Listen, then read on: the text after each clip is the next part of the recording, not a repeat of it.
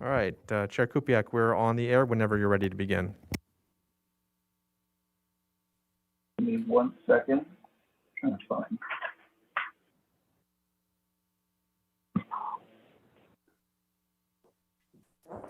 All right, I'm gonna have to scoot and find a copy of the agenda.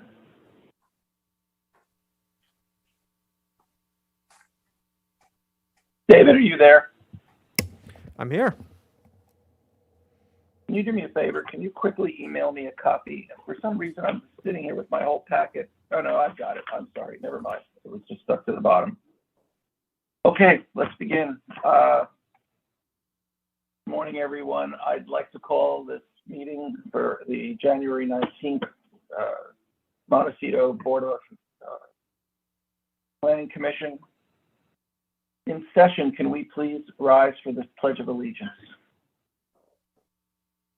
Pledge allegiance to the flag of the United States of America, and to the republic republic for which it stands, one nation, indivisible, with liberty and with justice liberty and justice for all. for all. Thank you.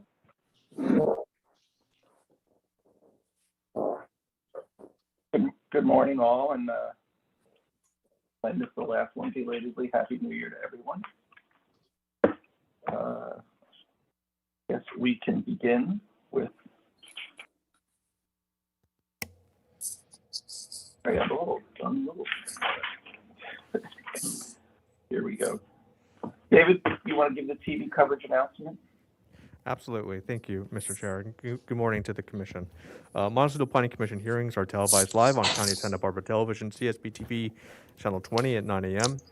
In the South Coast, Lompoc, San Ynez Valley, San Maria, and Orca areas. Rebroadcast of Montecito Planning Commission hearings are on Fridays after 5 p.m. on CSB TV, Channel 20. Today's hearing will also be streamed live on the county's website and will be available for download in a day or two. Oh, shall I move on to roll call? Yes, please. Okay, great. Commissioner Police. Here. Commissioner Keller. Here. Commissioner Senauer. Here. Commissioner Miller. Present. And Chair Kupiak. Here. Great, thank you. Great, thank you. Our next item is to reconsider the circumstances of the COVID-19 state of emergency. Jeff, do you want to make an announcement about this? Good morning, Chair Kupiak and Commissioners.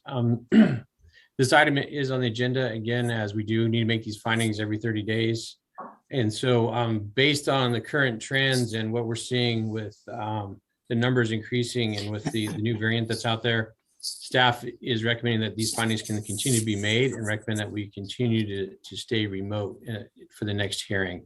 So that would be item number 4, looking for a motion to remain remote up to the next hearing.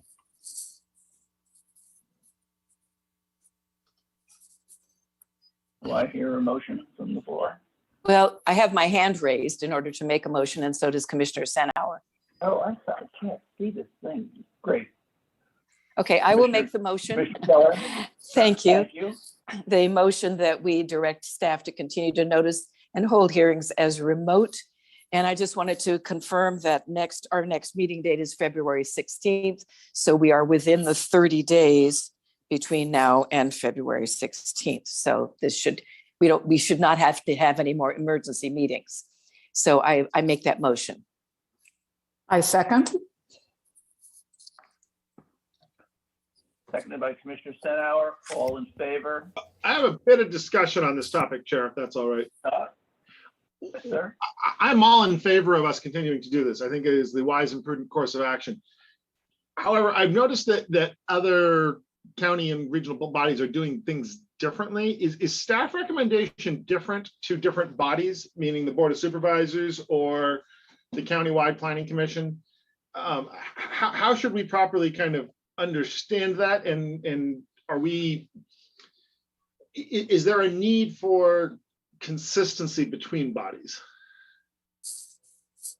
Chair Kupiak, Commissioner Miller, the recommendations as far as what the planning department is involved in is the same and consistent.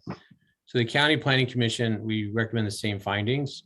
The same should go for the Board of Architecture reviews and any other commission advisory bodies that the planning department supports. The board of supervisors, they may do things a little bit different, but they have their own findings. They're not their own findings. They have to make these same findings as well. They may, because of their circumstances in their hearing rooms, they are meeting maybe in person, but they are doing more of a hybrid right now. And I think Director Plowman's on as well if she wants to add any information to that. Sure. Thank you, Secretary Wilson. Commissioner Miller through the chair. So the hearing room for the board, it provides a lot more separation for people. And so they have been had board members in the room from the very beginning of the pandemic. And so that's been their practice, but we don't have that kind of option. And we also have a lot of young staff with children that were unvaccinated. And so we believed that the safest thing for our bodies was to remain remote until we could ensure the safety of not only the commissioners and the public, but the staff. And that's what we've continued to do from the beginning of the pandemic, and we'll continue to do until we think it's safe enough. Thank you. Thank you for clarifying Commissioner that. Keller? Thank you. I'm sorry, I should take my hand down. I just wanted to thank staff for clarifying that because I had the same slight confusion that Commissioner Miller did in terms of consistency. Thank you.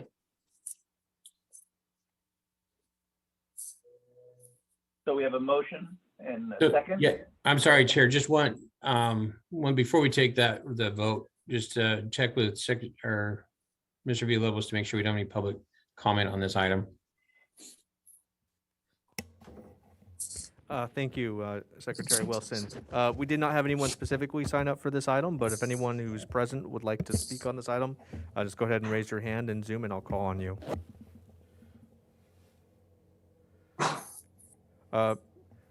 Chair Kupiec and Secretary Wilson, doesn't look like we have any takers on that.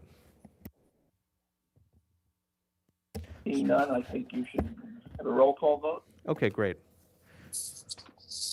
Commissioner Police, Aye. Commissioner Keller, Aye. Commissioner Senauer, Yeah.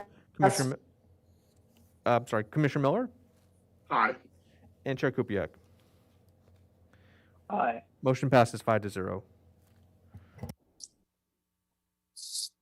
Thank you. I think we should have started this a little bit, but, I do want to ask, is there any public comment to be made on any item that's not on our standard agenda today? Were there any speaker slips submitted for anything? Chair Kupiec, we do have one speaker, but that is a little bit later in our admin agenda. Did you want to take that out of order? Is it related to a specific item? It's not on today's agenda. Then I would take it now. Okay. So our first speaker will be Robert Schwab. I know that he has some exhibits, so we can get that. Mr. Schwab, I'll let you start talking, then we can pull those up as well.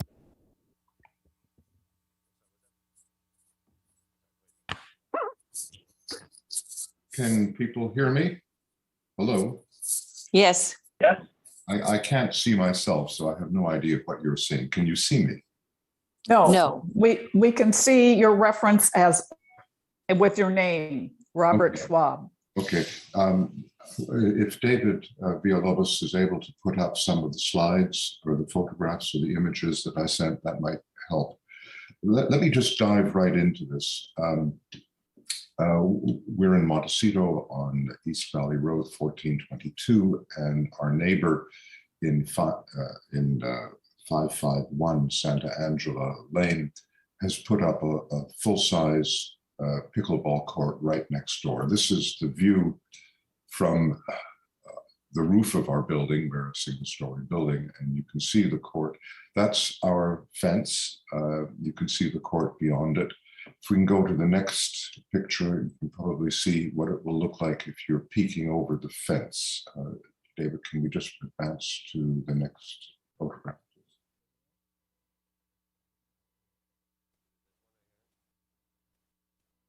that's peeking over the fence, and you can see the size of this. This is a full-size pickleball court. It's paved, and the court itself measures 20 by 44, but with the apron, it measures 30 by 60. We've discovered that by going on to Google Earth and doing a measurement on that.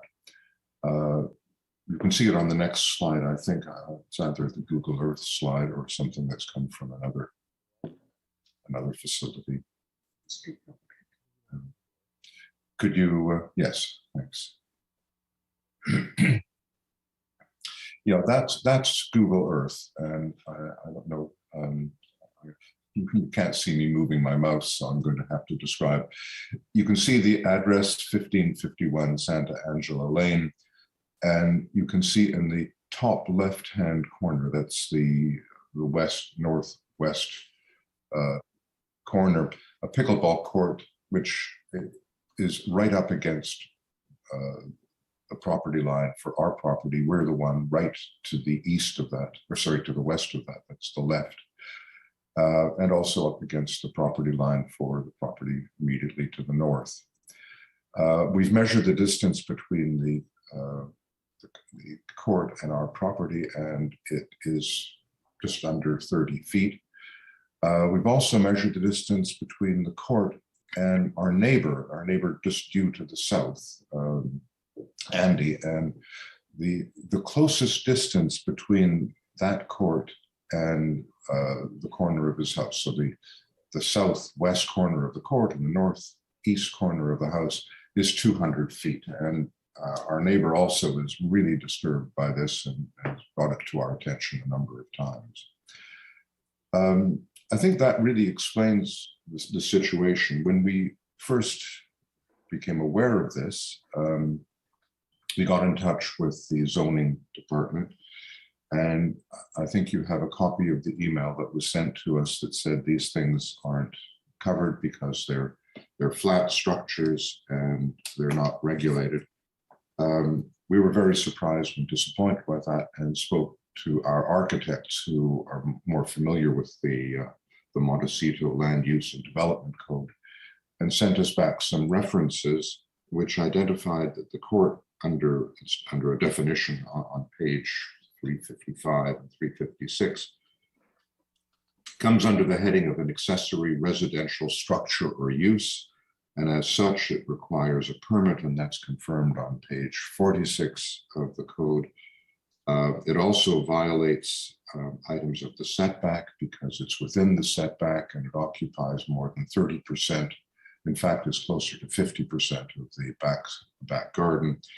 And it's closer than 10 feet to the property itself, and that it's much more than 800 square feet. So we believe that there might have been an oversight on the part of the people in the planning and development department.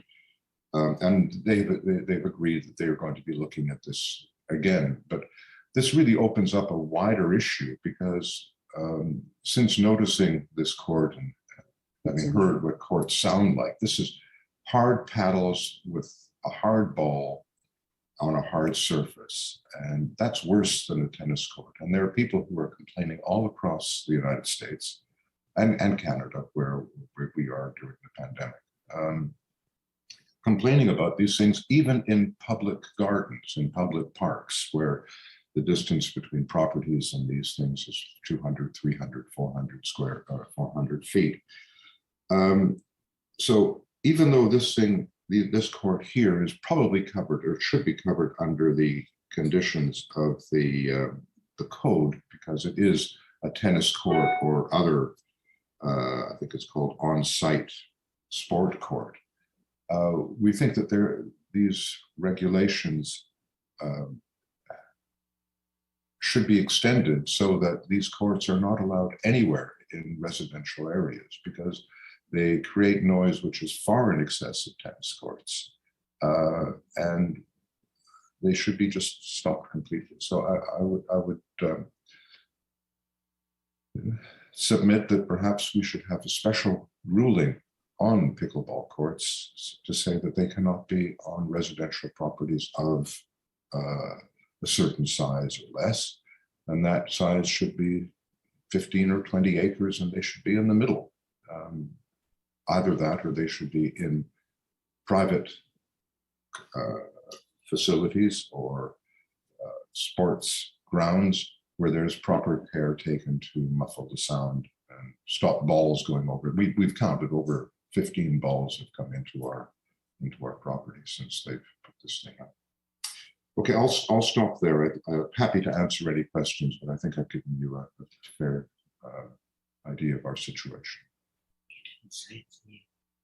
Well, Mr. Schwab, thank you for, informing everyone of the situation that, I think that, county staff I'm sure will certainly look at this in a kind of serious way, because, noise propagation is a concern for all homeowners.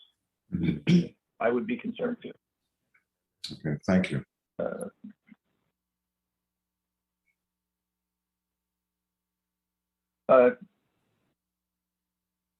Lisa, who do we refer this to? Mr. Chair. Oh, sorry. Mr. Chair, the department already knows about the issue, and we're looking into it currently. Well, thank you. Will I get a judgment on it soon? Because I know it's very disturbing, and we're even getting complaints regularly from our neighbor to the south. I'd have to check in with staff to see about their timing, but you can certainly reach out to them. Okay, thank you very much. Mm-hmm. Thank you. Okay, we will move on to our next momentous subject, which is the election of the chair.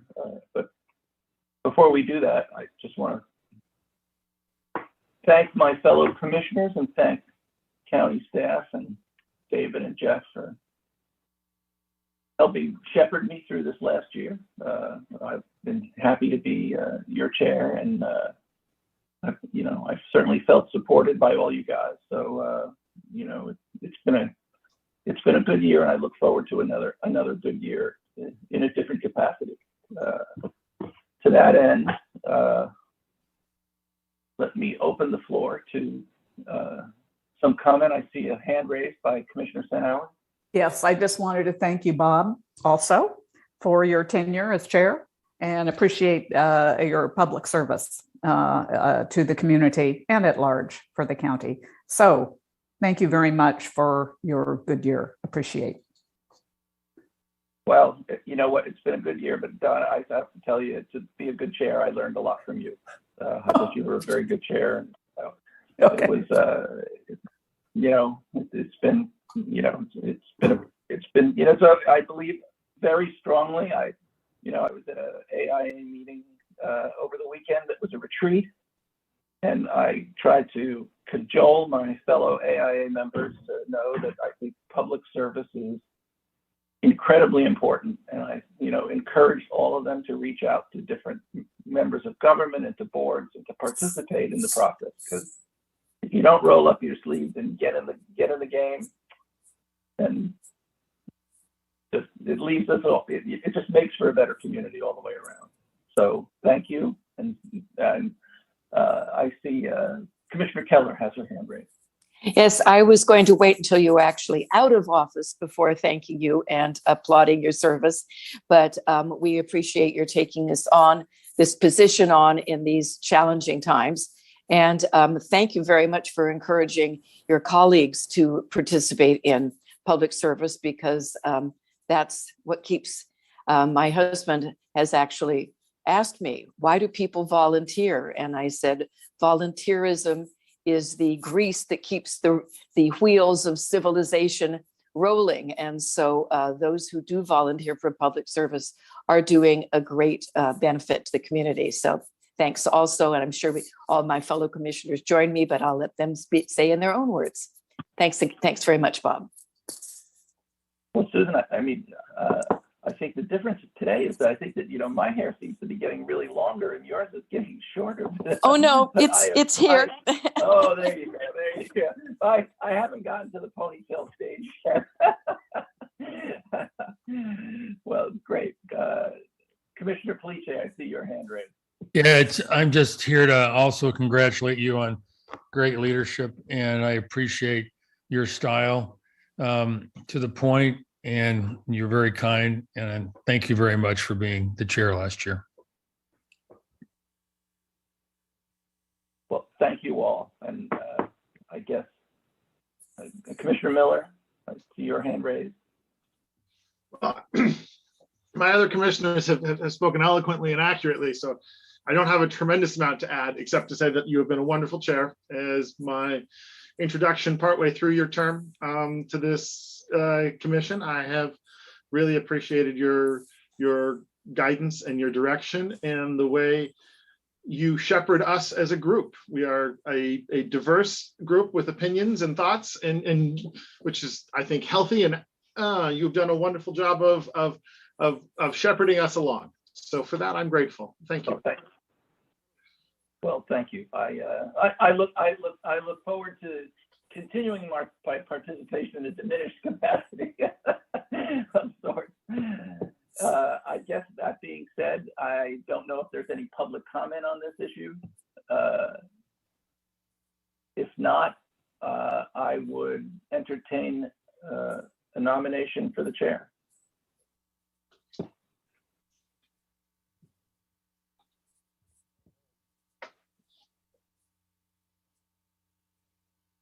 Commissioner Miller? I would like to nominate Commissioner Police for the role of chair of the Montecito Planning Commission.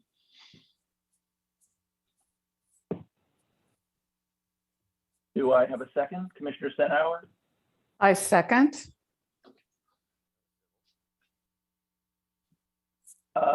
Can we have a roll call vote, David? I I believe, think- Commentary. Yeah, I think we need discussion, Bob. Sorry. Yeah, I think we need discussion.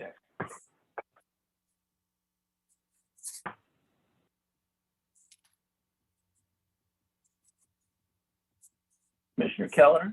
I didn't know if Commissioner Senauer was going to speak, but I will speak first. As the, I'm now describing myself as the eminence grise of the Planning Commission.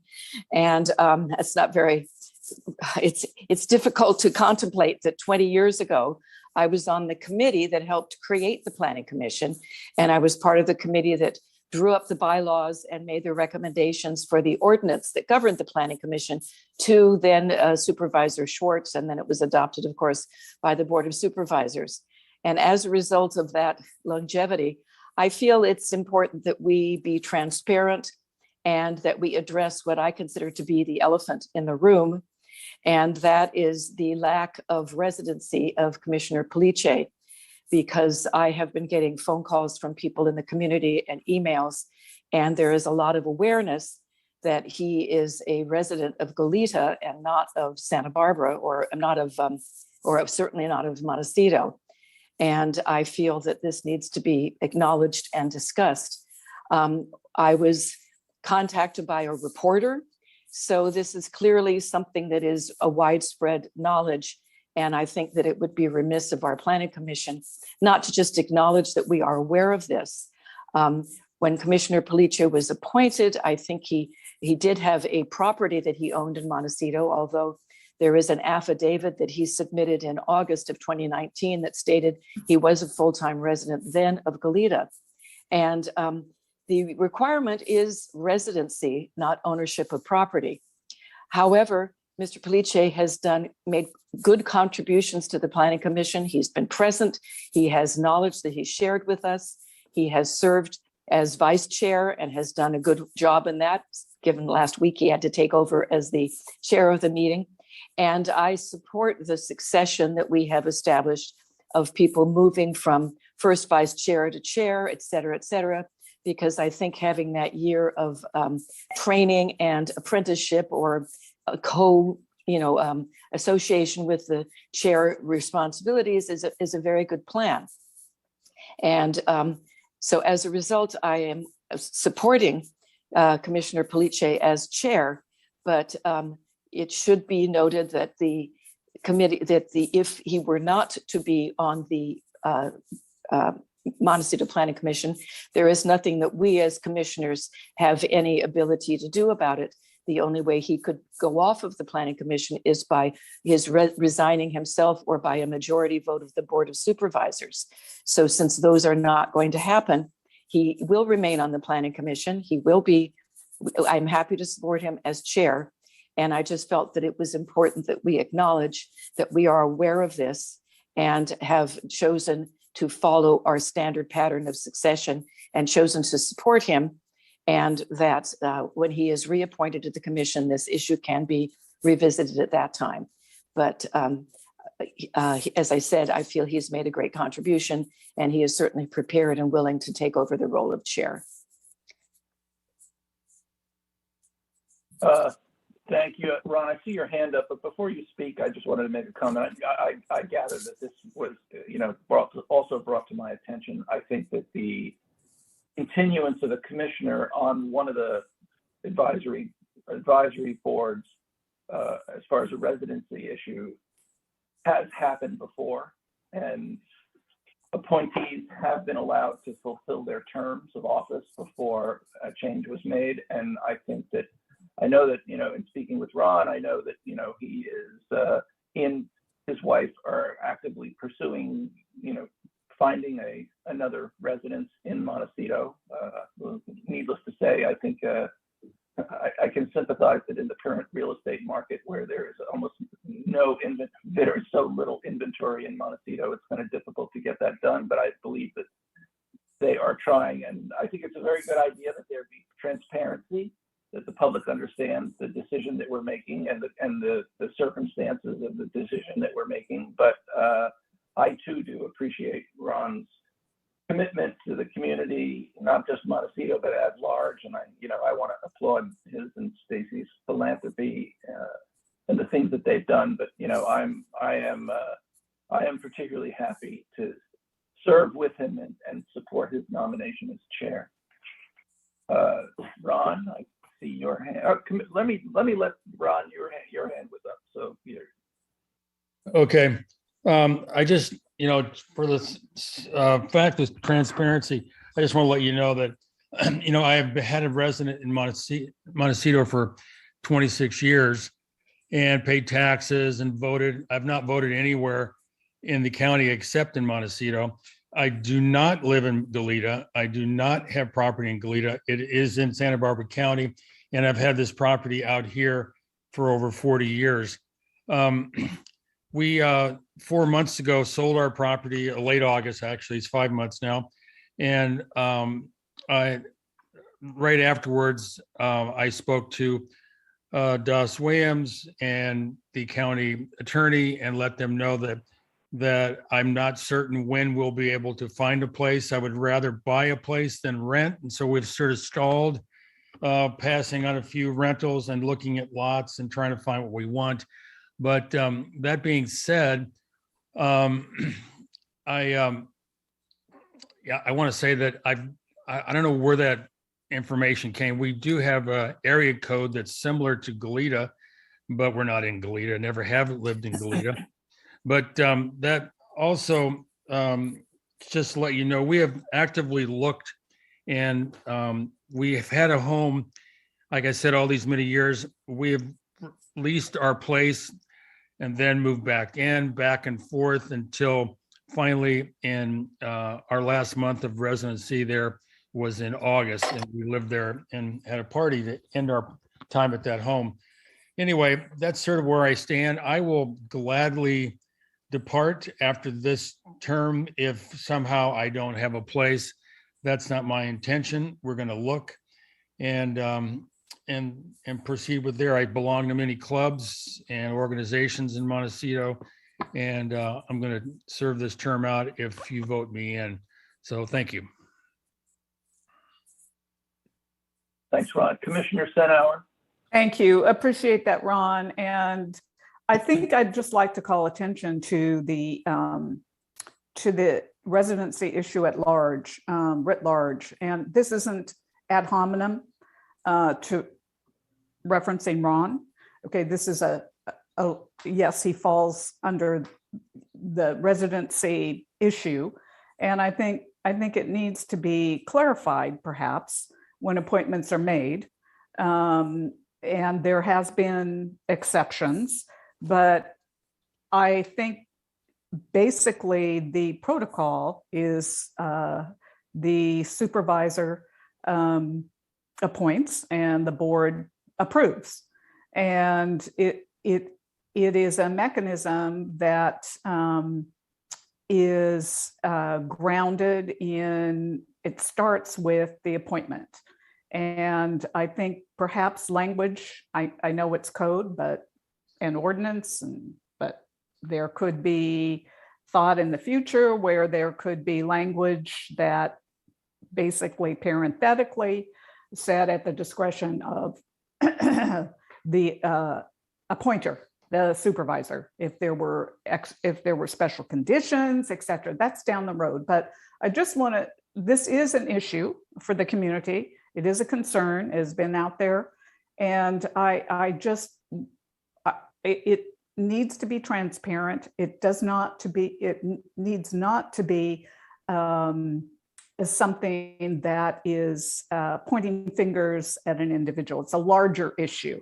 And anyway, I want to stop there. Again, it is not ad hominem about Ron, but Ron seems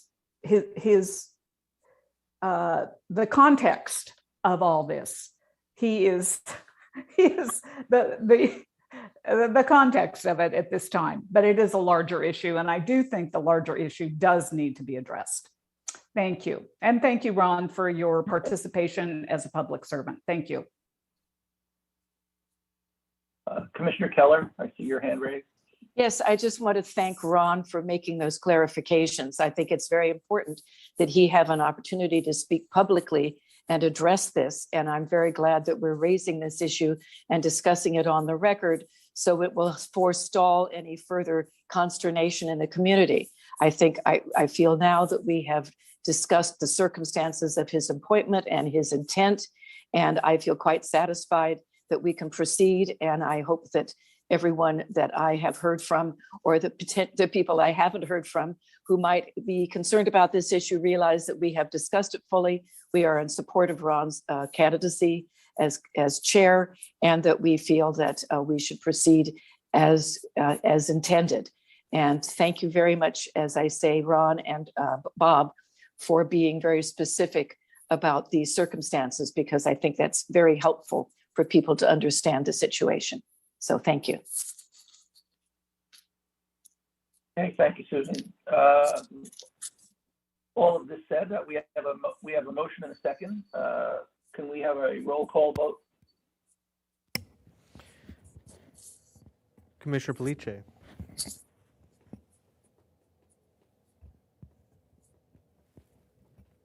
You're muted, Aye. Ron. Aye. Commissioner Keller, Aye. Commissioner Senauer, Aye. Commissioner Miller, Aye. and one last time, Commissioner Kupiak. I'm sorry, Chair Kupiak. Aye. Motion passes 5-0. Welcome, Congratulations, welcome, Chair Chair. Police. Chair Police. Oh, well, So I will pass the imaginary gavel your way. yeah, I just want to say right now that I hope I see your hands raised as promptly as Bob did. It's a good sentiment. Okay, so David, should we proceed? Yes, I believe that we still need election of first vice chair and second vice chair. Oh, yes, that's right. All right, so do we have any nominations for first vice chair? Yes, Commissioner Miller. I would like to nominate Susan Keller for first vice chair. Do we have a second? I second. Okay. David? Do we do these both together, or do you want to do it separately? It's up to you, Commission. You can. That's okay. Well, let's do them together. Well, we have a nomination for, well, I guess not. Let's get this one at a time then. All right, David, let's have a vote. Commissioner Kupiec, Aye. Commissioner Keller, Aye. Commissioner Sinauer, Aye. Commissioner Miller, Aye. Chair Police. Aye, Motion passes 5-0.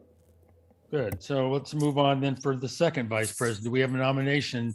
Yes, Commissioner Keller. I would like to nominate Marshall Miller as second vice chair. Okay, do we have a second? I I second. would second that. All right, Doesn't matter. so popular. All right. Moving on, David, you want to take a roll call? Commissioner Kupiec,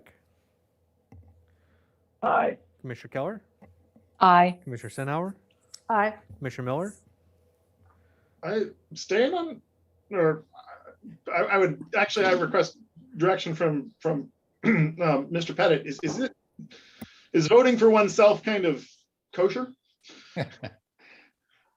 Commissioner Miller, through the new chair, it is within your discretion to vote on your own appointment, yes.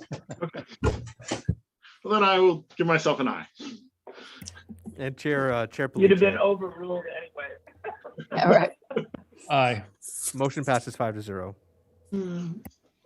Okay, moving on from there. Let's have the appointment procedure for the secretary and recording secretary, please.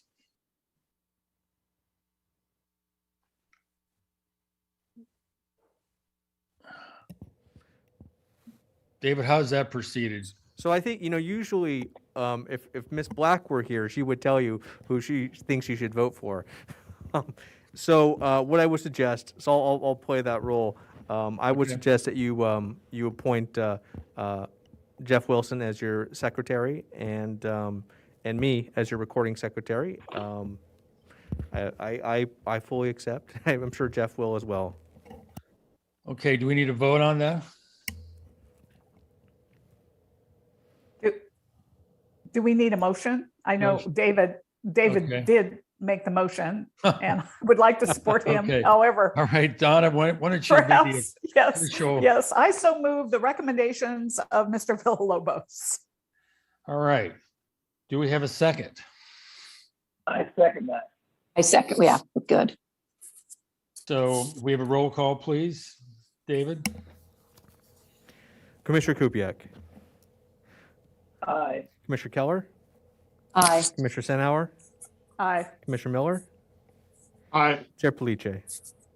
Aye. Motion passes 5-0. Okay, so do we have a motion to appoint the commission secretary? We just did. We just did. That's what we did. That's it. Yeah. Well, recording secretary, I thought that's what that was. Or we just did both. That's David. Yeah, we just did both. All right, so then we're complete. We are complete. So moving on to status report. Welcome, Chair, and first chair and second chair. Looking forward to a great 2022 working with you. For a second there, I was packing my bags and looking for other opportunities, but Mr. Villalobos volunteered me, so here we are again. You're So welcome. looking at the status of the agenda, we have two brief.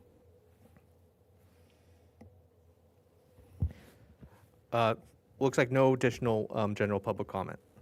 Okay, so then we'll move on to item. I'm sorry, there was a late hand raise. Sharon Byrne would like to speak. Okay, And this is just for general public comment, is that correct? Correct. Okay, so for general public comment, I would like to, congratulate the new chair and the new vice chairs on their positions and look forward to an incredibly productive year on the Montecito Planning Commission. Thank you.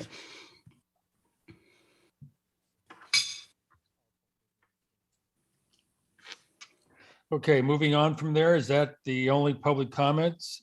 If that's true, let's move on to the individual commissioners, if they can have any reports of on things that they attended the last month? Or comments they want to make? Let's see, we have Donna, Commissioner Sinauer, would you want to go first? Yeah, I'd just like to reference, I did, even though it won't be before us for some time, but I did, there was basically communication Mr. Villalobos sent, as he has been, on site visits, potential site visits that MBAR arranges. And I did do a site visit of the YMCA with story polls, and I found it very, very informative. It's going back to MBAR. So in any case, it was very informative. The community is extremely interested in this, and I felt it was an obligation to, if time allowed, to visit, which I did. Thank you. A question, Commissioner Sinauer, do you know when they are going to be back at MBAR? I thought it might be important that we might see that at that point. It's going to be quite informative. Do you know? Mr. Villalobos is very consistent and helpful with sending us ahead of time when particular projects will be before MBAR that could, in fact, be a determination that comes before us. So, yeah, Okay. we Well, will be alerted, I'm sure. Thank you. all right. It's as long as it's not imminent. I want to know if it's within the next month or so. But let's moving on to Commissioner Miller. You have a comment? I also visited the story polls at the YMCA and observed them for what they were, and look forward to seeing the matter if it comes before us. Okay. And Commissioner Keller. Thank you. I just would like to ask of Commissioner Miller and Sinauer. I visited the Y, met with the people and looked at the story polls, but we're talking 4 or 5 years ago. And I wondered if in this new iteration, if they expressed to you that there were significant changes from the previous version that had been story polled and presented. Is there any information you can give us about that?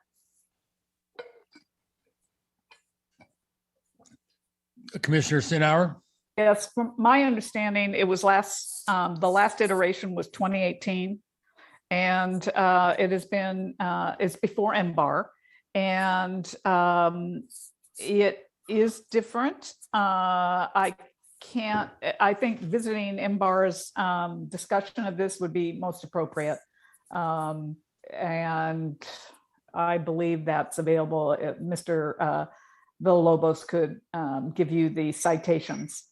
Yeah, it is different, and they are returning to MBAR. It is conceptual with all the input which they received. And so it will be a different iteration than the story polls that we saw recently. Thank you. Okay. And Commissioner Miller, do you have yes, Mr. Miller, you go first and then Susan to follow, please. In response to Susan's question, or Commissioner Keller's question, my visit to these story polls was not in conjunction with the tour. So I had no conversation with them. Truth be told, I probably wouldn't have even remembered to mention this, but for Commissioner Sinauer's discussion of it, and my visit to the YMCA also coincided with my daughter's roller skating class there. So while I was roller skating, I walked over and admired the story polls. But all is long way of saying I appreciate Commissioner Sinauer's prompting of me to be transparent in my disclosure. Okay. Good. Okay. Any other comments? Looks like not. We can move on. So how about the minutes from our November and December should be considered, I assume. So shall we go about that? Any comments? David, do you introduce any of these things, or do we just have comments? I see that Commissioner Keller has got her hand up. Chair Here, Police. Mike, No, I think that you. go ahead. I didn't know if Mr. Villalobos was going to speak. I saw no errors in the minutes, and I was going to move that we approve the minutes of November 17th, 2021. Okay. So Commissioner Senard, do you have a comment before we? I believe that was a motion which I would second. Okay, Thank you. all right. Shall we have a vote, please? Commissioner Kupiec, Aye. Commissioner Keller, Yes. Commissioner Senauer, Aye. Commissioner Miller, Aye. Chair Palice. Aye. Motion passes 5-0. Okay, moving on, moving quickly here. Director's report to the, and the Board of Supervisors hearing summary. Excuse me, there are also minutes of December 15th. I thought we grouped them both, but if not, we will go back. So do you have a comment, Commissioner Keller? Only that I need to abstain from that vote because I was not present. So I thought we were Okay. doing them separately. All right, well, let's do them separately then if we haven't, my mistake. So is there a vote for approval or not? Any comments?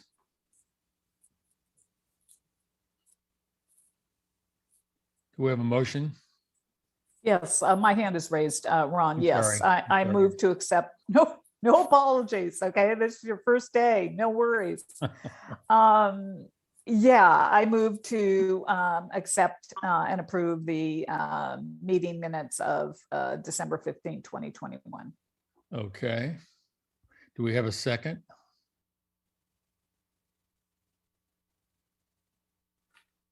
Going I once? would second, but I wasn't there. Oh, you can't, no. Yes, you were. Was he? Well, he's listed as being there. But he wasn't. No. Oh, then we need This to is amend for- it. No. Well, we December had three of 15th. us there. We had three of us there. Are we, No, I this think, This is, December, not January. He wasn't there in January, but I thought he was there in December. Hmm. Oh, no, I'm sorry. I was there in December. So I Right. second the motion. Right. All right. Confusing the- We're- I second that motion. Okay, moving. David, can you take a vote, please? Commissioner Kupiec, Aye. Commissioner Keller, abstain, I was not present. okay, Commissioner Senauer, Aye. Commissioner Miller, Aye. Chair Palice. Aye. Motion passes 401. All right. Commissioner Miller, do you have your hand up for something else? I did. I inappropriately voted on the like you. I will confess to a level of confusion and inaccuracy in terms of what I was voting on when I was not. And so should I probably needed to abstain on the January motion when I was not present. We have not voted on January. No. That was November and December. Yeah, it's Okay, not on here. Okay, that you vote thank on. you. Yeah. Thank So you, we're both, Mr. Keller. we're both confused, Marshall. Yeah, this is not difficult stuff, and yet somehow I'm still confused. So thank you. All right. Well, I do not see a opportunity, at least not published, to vote on January's meeting, so we won't. And I think we can move on now. Is that right, David? Yes, I believe our next item on our agenda is the director's report. Okay. Is the director here to report? Is. Oh, there she is. Thank you. Good morning, members of the commission, and Happy New Year. I did want to thank Commissioner Kupiec for his leadership on the commission over the last year. Nice work, and welcome Commissioner Palice to the chair role, and we look forward to working with you. Thank you. Mr. Wilson did a nice summary of what's happening with COVID-19 in our department. As we all know, Omicron is in a surge right now, and so we're doing everything we can to try and keep the public, the staff, and our volunteers safe. We still have currently appointments available for the members of the public.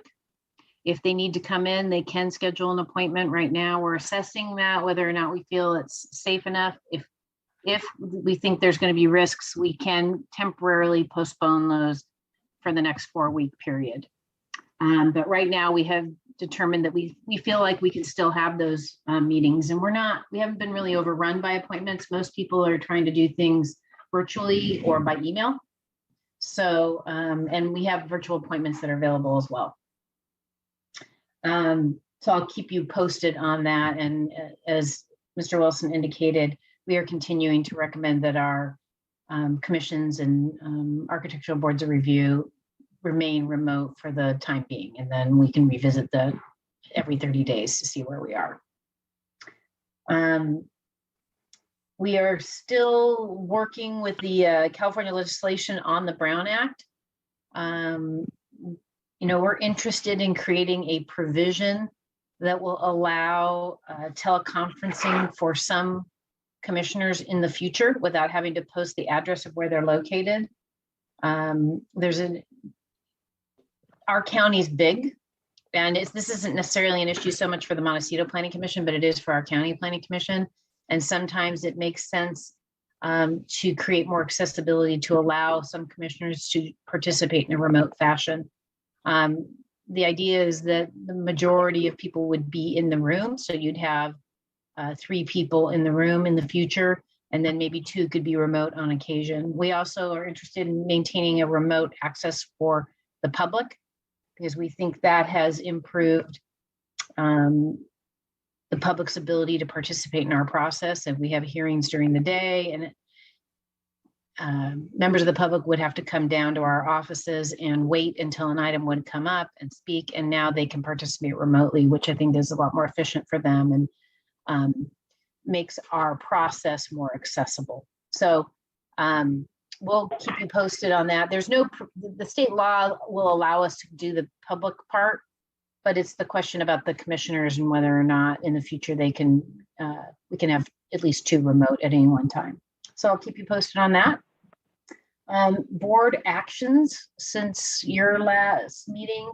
They are not items that were in Montecito, but they approved the Canarios cannabis project and denied the appeal, and that's up sort of on the border between Santa Maria and San Luis Obispo. They approved the Oasis project in Orcutt, which is a senior facility, and they upheld the county PC's approval of the Cresco cannabis project in the Carpinteria Valley. We had an item before them on the Santa Barbara Ranch development agreement. And the department had found them to be in compliance, the developer in compliance with their development agreement. And there was an appeal of that determination by EDC and the Gaviota Coast Conservancy. And the board continued the item and wanted the staff to come back with a determination that they were not in compliance with the development agreement, and that would set forth an effort to remedy that issue. So we will be returning to the board, and I don't have a date for that just yet.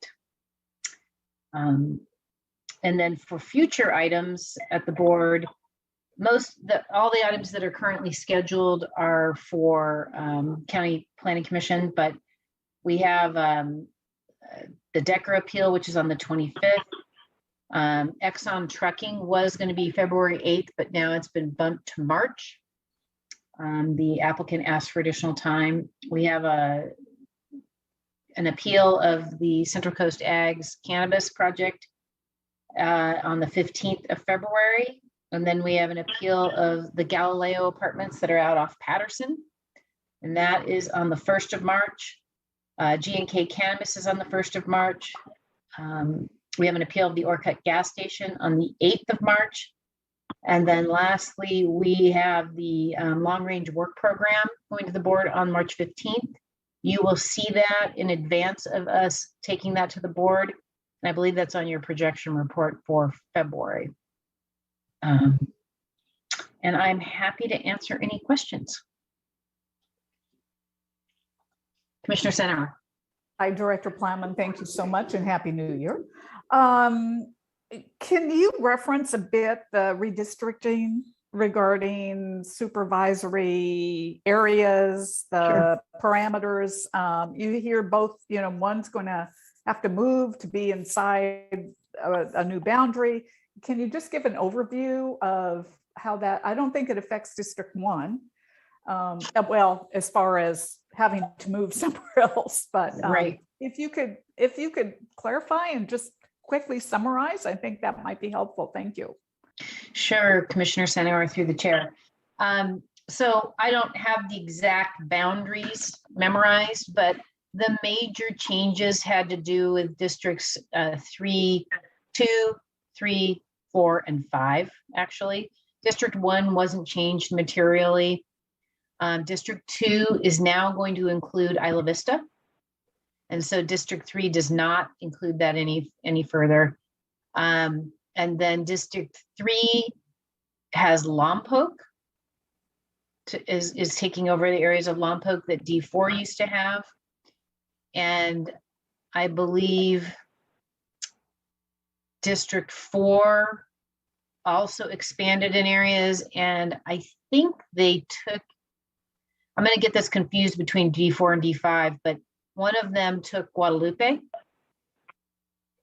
I'm sorry, I just don't have the map in front of me.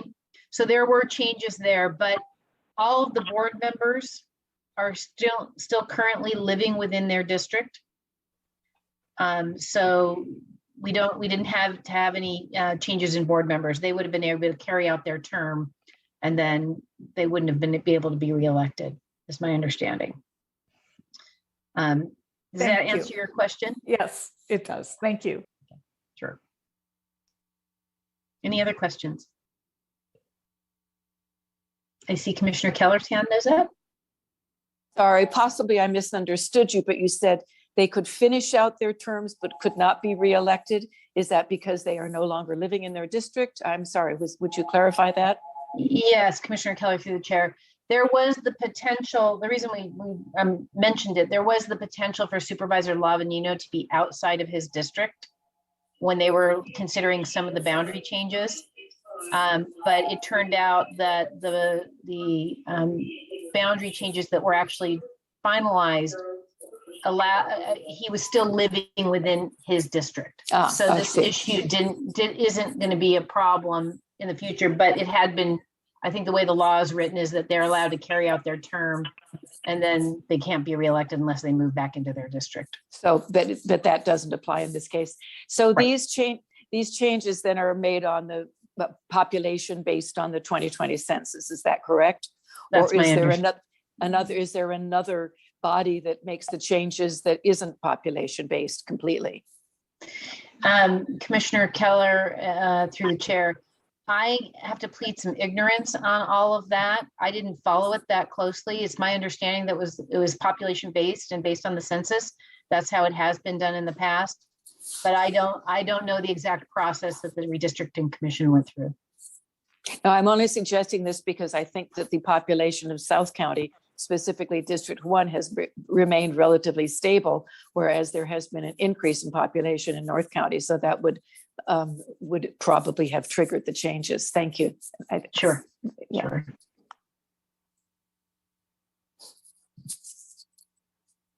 Commissioner Miller.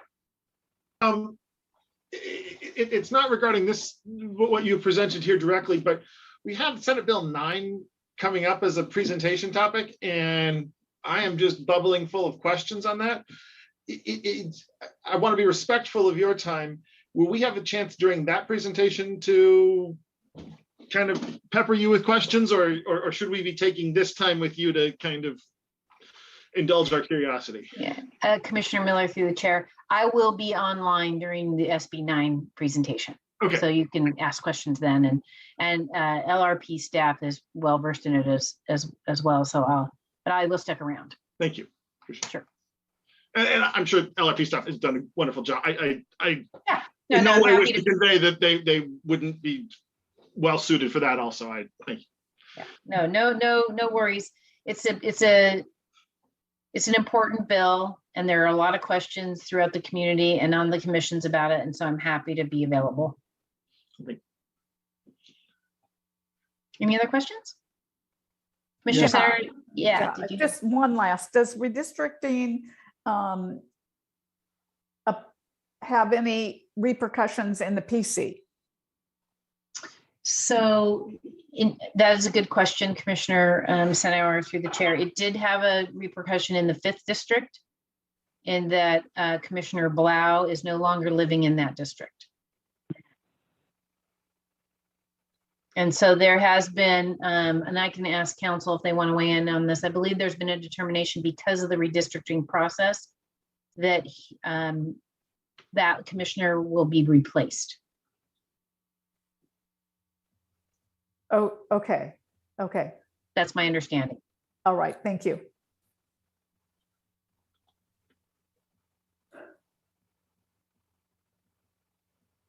All right. I don't see any other questions.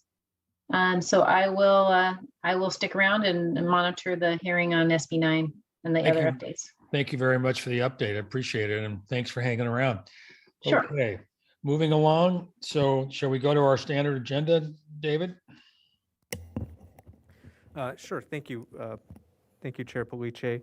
The first item, Planning Commission will receive a briefing from Planning and Development Long Range Planning Division staff regarding the safety element update, climate change vulnerability assessment.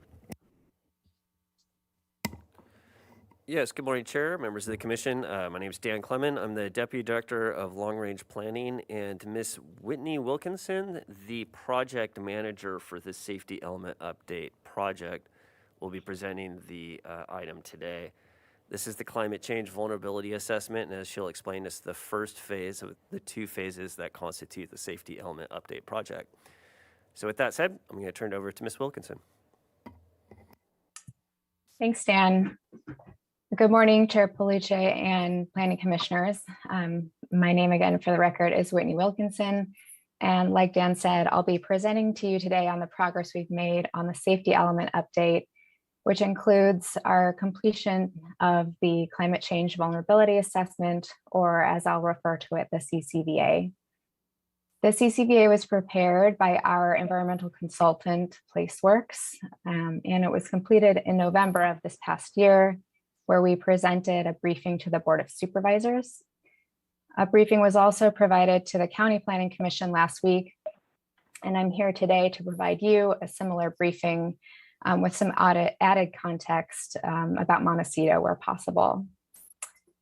The CCVA analyzes how climate-related hazards may harm the unincorporated community, including community members and assets.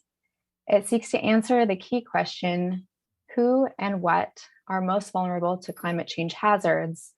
In other words, which populations and community resources will be subject to the greatest impacts, and who or what will be least prepared to overcome those impacts?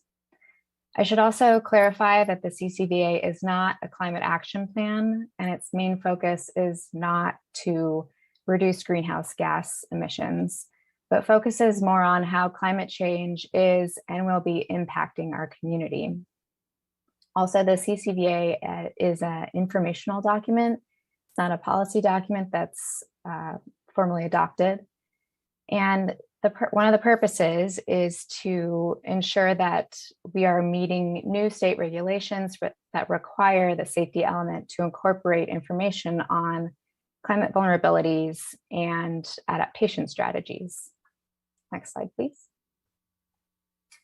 So the vulnerability assessment involved multiple steps, which included identifying the projections or changes we can expect from climate change and what hazards this may create or make worse in the case of existing hazards. It also involved identifying and mapping vulnerable or frontline communities, defined as those who experience the impacts of climate change earlier or to a disproportionately more severe degree than others. It also involved identifying and mapping community assets of concerns, and finally, assessing the vulnerability of these assets and frontline populations by assigning them a vulnerability score. Next slide. The CCVA was developed consistent with the state's guidance framework called the Adaptation Planning Guide, developed by Cal OES, the Office of Emergency Services, which guided our work on the vulnerability assessment and will also guide our work in the next phase during adaptation planning. Our team made use of many data sources to compile information on climate projections, hazards, and impacts. This included California's 4th climate assessment and the Ocean Protection Council's sea level rise guidance, to name a few. And these provide the best available science on climate projections and impacts in our county. So to clarify, this project didn't involve preparing any new climate modeling, but use the projections available for our county from these state resources. Our team also made use of climate studies and vulnerability assessments developed by various agencies and academic researchers here in Santa Barbara County. We also gathered information from county staff, community stakeholders, and the public during our outreach processes that ensured the information we were using was accurate and locally relevant. Next slide. To elaborate a little more on our outreach process, we held 2 virtual community workshops.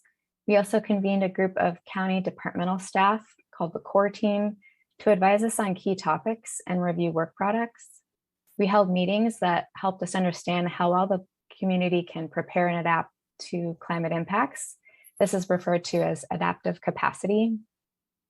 We met with the Equity Advisory and Outreach Committee, who advised us on issues like social vulnerability. We met with a number of stakeholders in one-on-one meetings. We presented to the Agricultural Advisory Committee and hosted a map on our project website that allowed community members to learn about the project and to comment. Next slide.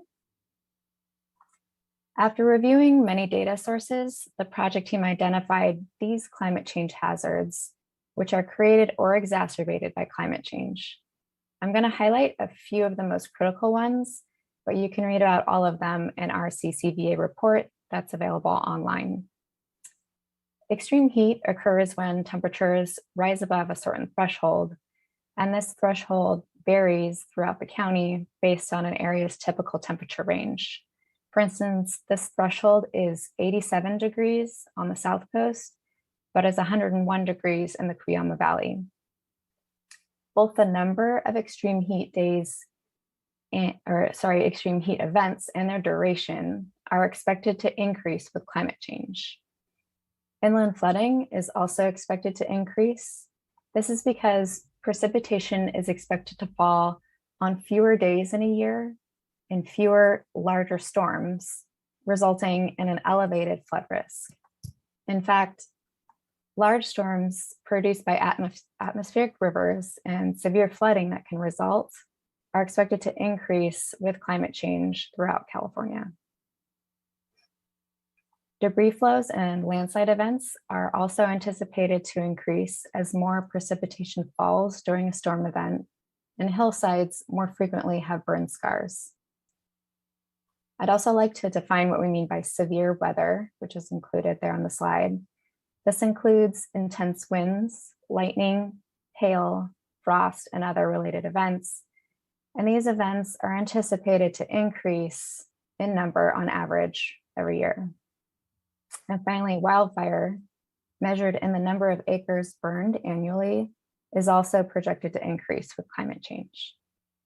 Next slide. This slide shows you the categories of assets and populations that were assessed in the CCVA.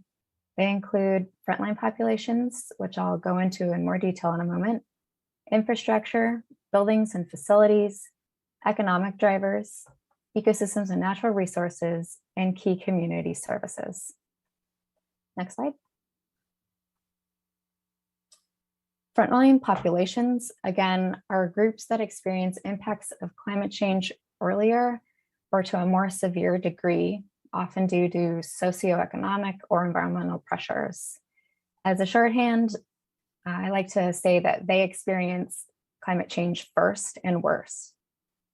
A total of 22 frontline populations are evaluated in the CCVA. And here you see the groups they fall into, along with some examples. These include people with high outdoor exposure, such as children, outdoor workers, and the unhoused, people with limited mobility or chronic health issues, such as seniors living alone and people with disabilities. Also, there are people or populations living in remote areas or locations with limited roadway access, in isolated or rural communities, or on single access roads. Next slide. This slide shows how the vulnerability scoring was completed. So each score has two components, an impact and an adaptive capacity score. The impact score looks at the severity of the hazard's impact, and the adaptive capacity score takes a look at the asset or population's ability to prepare, respond, and recover from impacts given existing programs, funding, and resources. Those with a high impact and a low adaptive capacity will have a higher vulnerability score, as you can see in the upper right-hand corner of the table. And those with a lower impact and higher adaptive capacity will have a lower vulnerability score. Each asset and population is provided a score with respect to each hazard. So for example, agriculture would be evaluated different for drought versus wildfire or any other applicable hazard. And the key findings of the report really focus on those V4 and V5 scores, the high and severe vulnerability scores. Next slide. So some of the analysis for the vulnerability assessment is done at the countywide scale, and for others, it's done at the sub-regional scale. And our subregions are North County, the South Coast, and the Coyama Valley.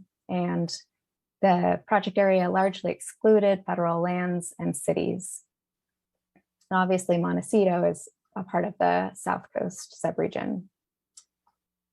The CCVA scoring also tried to account for cascading and compounding effects, recognizing that one climate hazard can lead to another. For instance, drought can exacerbate wildfire. The scoring also accounted for non-climate stressors, which are essentially pre-existing conditions that can exacerbate climate impacts. For example, with frontline communities, things like financial instability, language or communication barriers, or poor housing quality are examples of non-climate stressors. Next slide. This table is a high-level look at our results for each of the asset categories we discussed. The second column tells you how many specific assets or populations we assessed in each category. And the third column shows the results of our most vulnerable assets for the entire county. I also wanted to highlight some of the results for assets that were evaluated at the sub-regional level. This includes a list of the most vulnerable assets on the South Coast, which again includes Montecito. These assets had the highest number of high and severe vulnerability scores for assets evaluated at the sub-regional level. And we found that the most vulnerable assets on the South Coast included evacuation routes, major roads and highways, homes, single access roads, and water and wastewater services. Next slide. This chart shows you the count of populations and assets that were assessed a high or severe vulnerability score, broken out by hazard. Essentially, it's showing you which hazards contribute to the most critical vulnerabilities. And not surprisingly, the top three include wildfire, debris flow, and inland flooding. However, it's also worth noting that even though fewer populations and assets had a higher severe vulnerability score to hazards like sea level rise and drought, these hazards can still create significant harm. Our assessment also found that many assets and populations in the county, about 3/4, received a higher severe vulnerability score with respect to at least one hazard. Next slide. I'm now going to highlight some key findings from the report, beginning with findings on emergency management. Perhaps not surprisingly, we found that climate impacts and disasters will increase the need for emergency management services. We hope the CCVA results can strengthen staff capacity and emergency management programs, providing the information needed to substantiate any changes that are necessary to existing operations or plans with respect to emergency management. In our discussions with stakeholders, we noted the need to prioritize multilingual emergency communications, ensure all, especially frontline populations, can safely evacuate, and emergency shelters and cooling centers should be prepared for multiple hazards and be able to accommodate all types of people. Next slide. So based on state projections, we know that we can anticipate about a 36% increase in burn area in our county by the year 2100 when compared to today. This increase in burn area may be especially risky for wildfire-prone communities like Montecito. The county and its partners are already doing many things to promote resilience to wildfire, and these actions may need to increase as wildfire conditions may worsen. These actions include implementation and funding for defensible space, larger scale vegetation management projects, and evaluation and upgrades for evacuation routes. Next slide. Climate projections show that the number of extreme heat days will increase to 3 times as many days by 2030 when compared to the historical average. And we will see an 8-fold increase by the year 2100. In addition, the duration of heat waves is also projected to increase. So those extreme heat days occur more often in series. Frontline populations have a lower adaptive capacity or ability to adapt when it comes to extreme heat for a variety of reasons. For instance, they may not be able to afford air conditioning or be able to access places with it during a heat wave. In our interviews and discussions with stakeholders in the community, we found that there are some existing programs and resources to help these groups, but there are still barriers and gaps. One example is a lack of comprehensive planning and resources for extreme heat events. Next slide. The CCVA found that many transportation assets are highly vulnerable to climate change. We also noted virtually all transportation assets, such as major roads, single access roads, and bridges, can be washed out in floods or in debris flows. Transportation-related vulnerabilities can also be challenging to address because much of the infrastructure in our county is owned or managed by other local, state, and federal agencies. So for these reasons, the report recommends that the county continue to work with these agencies to ensure infrastructure and transportation services are fortified or upgraded as needed. Next slide. So looking at our next steps, the CCVA will provide the data information needed in the second phase of the project, the adaptation plan, which will involve developing and prioritizing climate change adaptation strategies to address the vulnerabilities we've identified here in the CCVA. The adaptation plan will identify policies, projects, and measures to address the most critical vulnerabilities and will inform updates to the safety element. During this phase, we will focus largely on the high and severely vulnerable assets and populations we've identified. And we foresee adaptation strategies being implemented through policies and in the work plans and budgets of various departments. And for this reason, and because climate impacts affect many resources and services, we plan to continue to involve multiple county departments to do this work.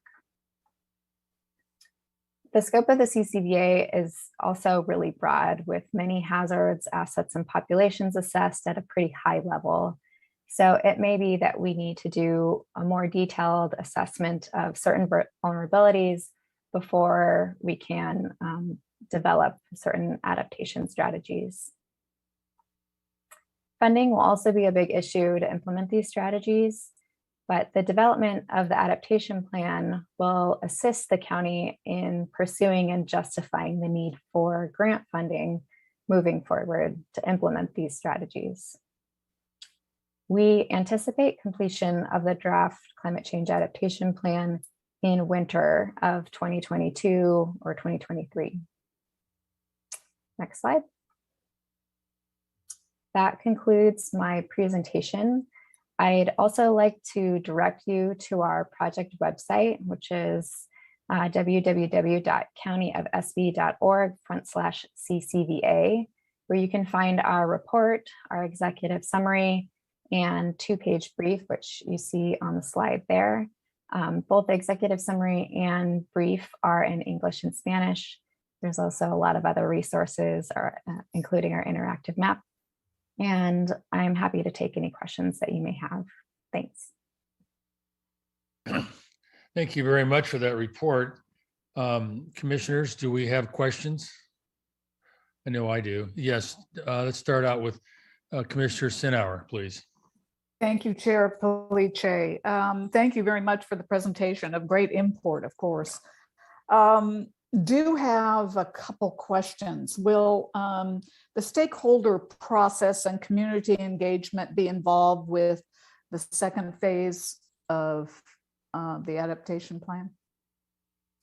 Commissioner Sinauer, through the chair, yes, we will definitely, we're anticipating having a pretty thorough stakeholder outreach process. We'll continue to have our project website. I'm sure we'll have a virtual workshop, and we'll continue to engage county departments so that it's a multidisciplinary group of people kind of coalescing around what the key problems are and developing adaptation strategies to address those problems. Also referencing the adaptation or adaptive capacity score, how does that relate vis-a-vis the descriptive that is in the environmental community of adaptation privilege? Do you know where that comes together? Is it, in your scoring, its ability to, financial ability, whatever? And would you, maybe you've never heard of the term, but it's out there environmentally, either with the Coastal Commission, et cetera, and it's becoming more of the vernacular, and I'm just wondering if that would basically be another descriptive of capacity score, because in the end, that's what it is, right? The capacity for a community to address climate change.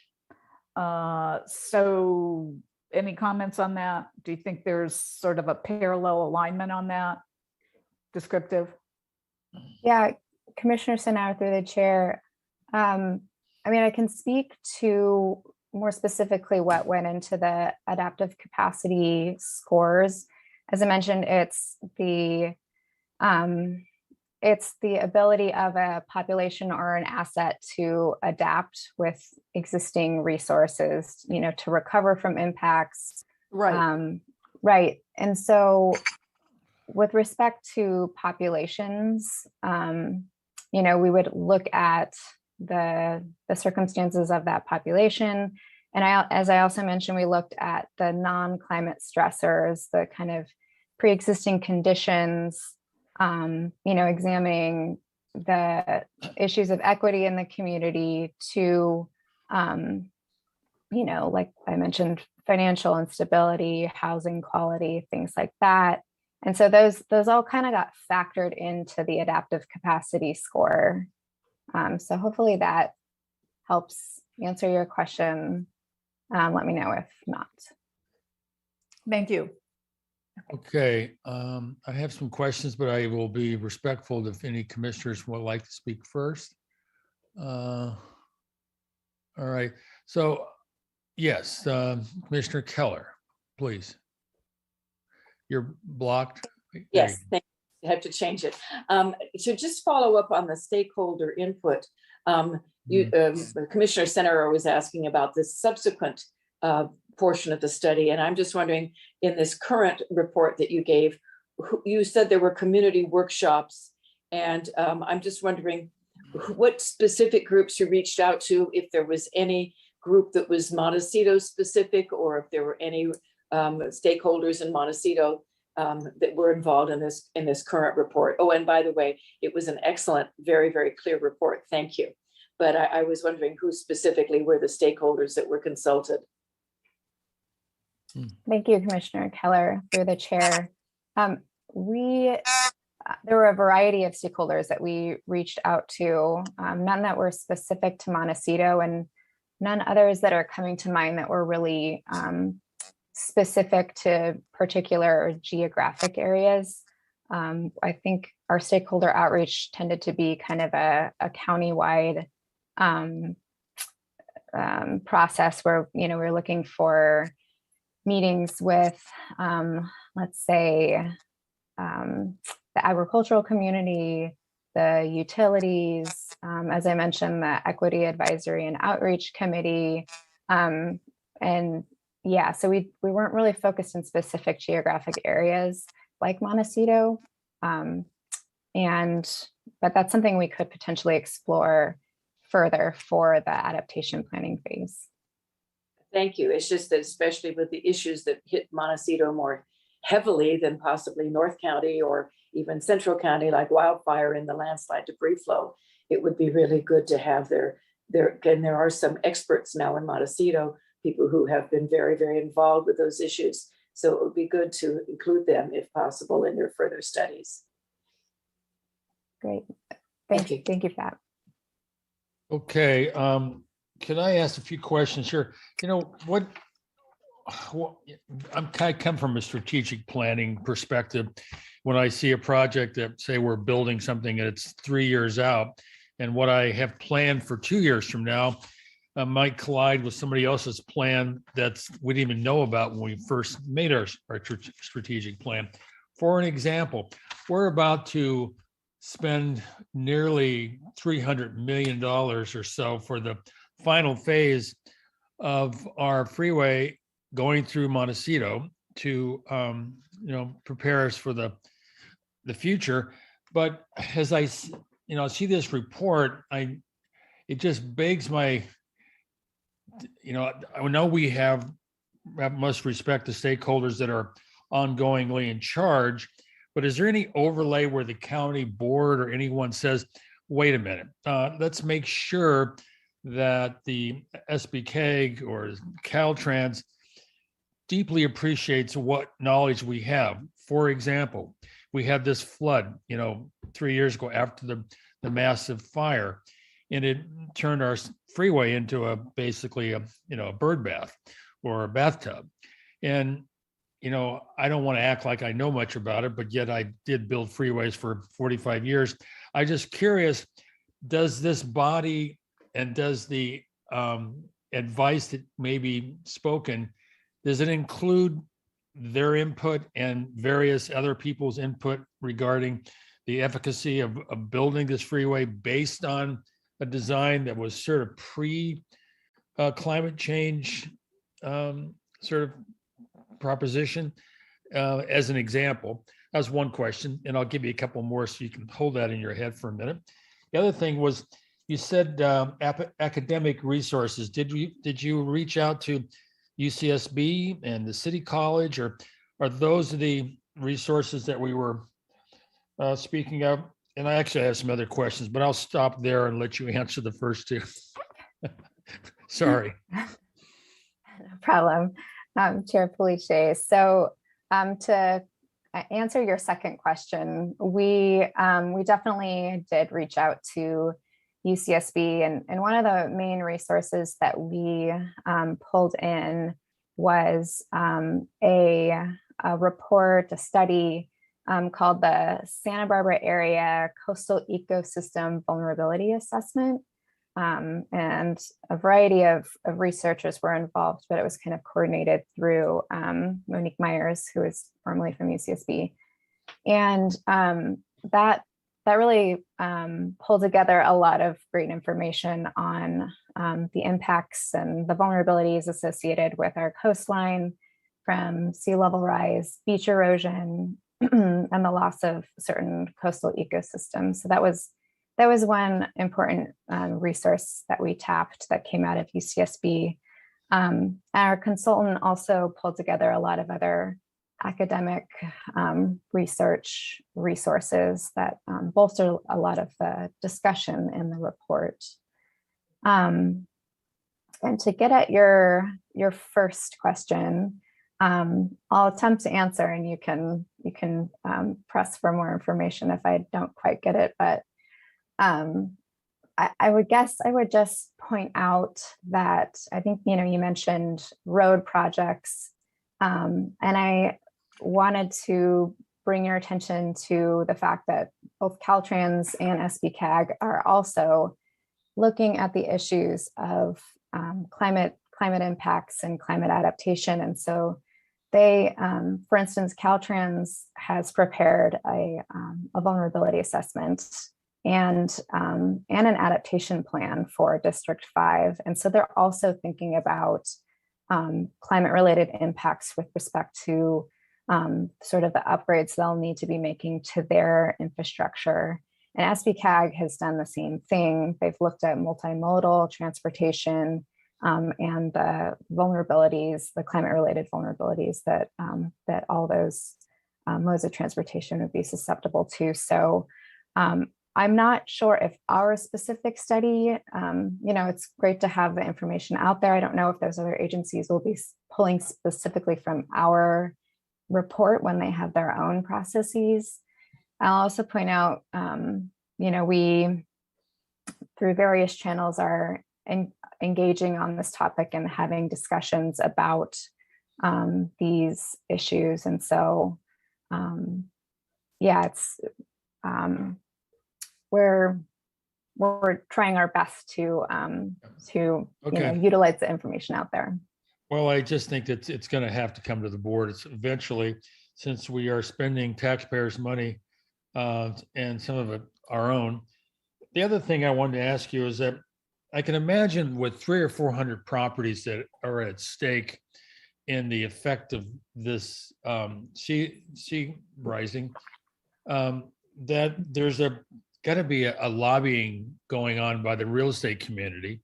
And how does that work? I mean, do you take input from the real estate industry, say, oh, please don't cripple us, but the effect that this may have, and then the idea of updating it. I mean, what you think might happen in 2100 may happen in 20 years from now, not 78 years from now. And I just curious, and between the farming industry, the real estate industry, all these factors, is there a collective place for information to be brought forth so that groups can lobby? And is that how are we going to decide on what the best policy is? I see this beautiful report, and it's expansive, but you're going to have to make choices at some point. And I'm just curious on how this goes further.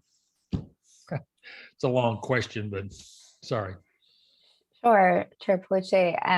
It's a good question. And what I can speak to is at least what we'll be doing in the next step of the project, where, various groups, really anyone with a stake in the project, which is probably the entire community, should be involved. And we'll be taking a look at, what we can do about these vulnerabilities that we've identified. And so some of those strategies will hopefully address some of the really difficult issues that that we've identified, what happens to private property when sea levels rise and, it's hard to put a structure, that's habitable on that same property. We're going to be grappling with these issues in the next phase and hopefully developing appropriate policies and measures that can attempt to answer difficult questions like that. Okay. All right. Well, it's a lot of general questions I had, and they'll be, I'm sure, dealt with individually down the road. But before we leave you, I want to make sure that Commissioner Miller has a chance to offer some comments. Chair Police, I thought your comments were very well taken regarding the 101 expansion project. I understand this is not a policy level discussion, but more kind of an input level discussion of specifically the concern around the lack of the redevelopment of Montecito Creek going under the 101.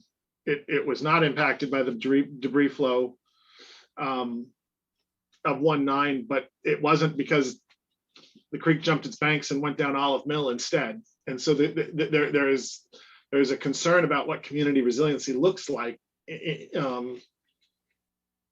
especially in light of the idea that, at least in my kind of simple farmer's view of the world, that what we heard is these things are just going to get a lot worse going forward.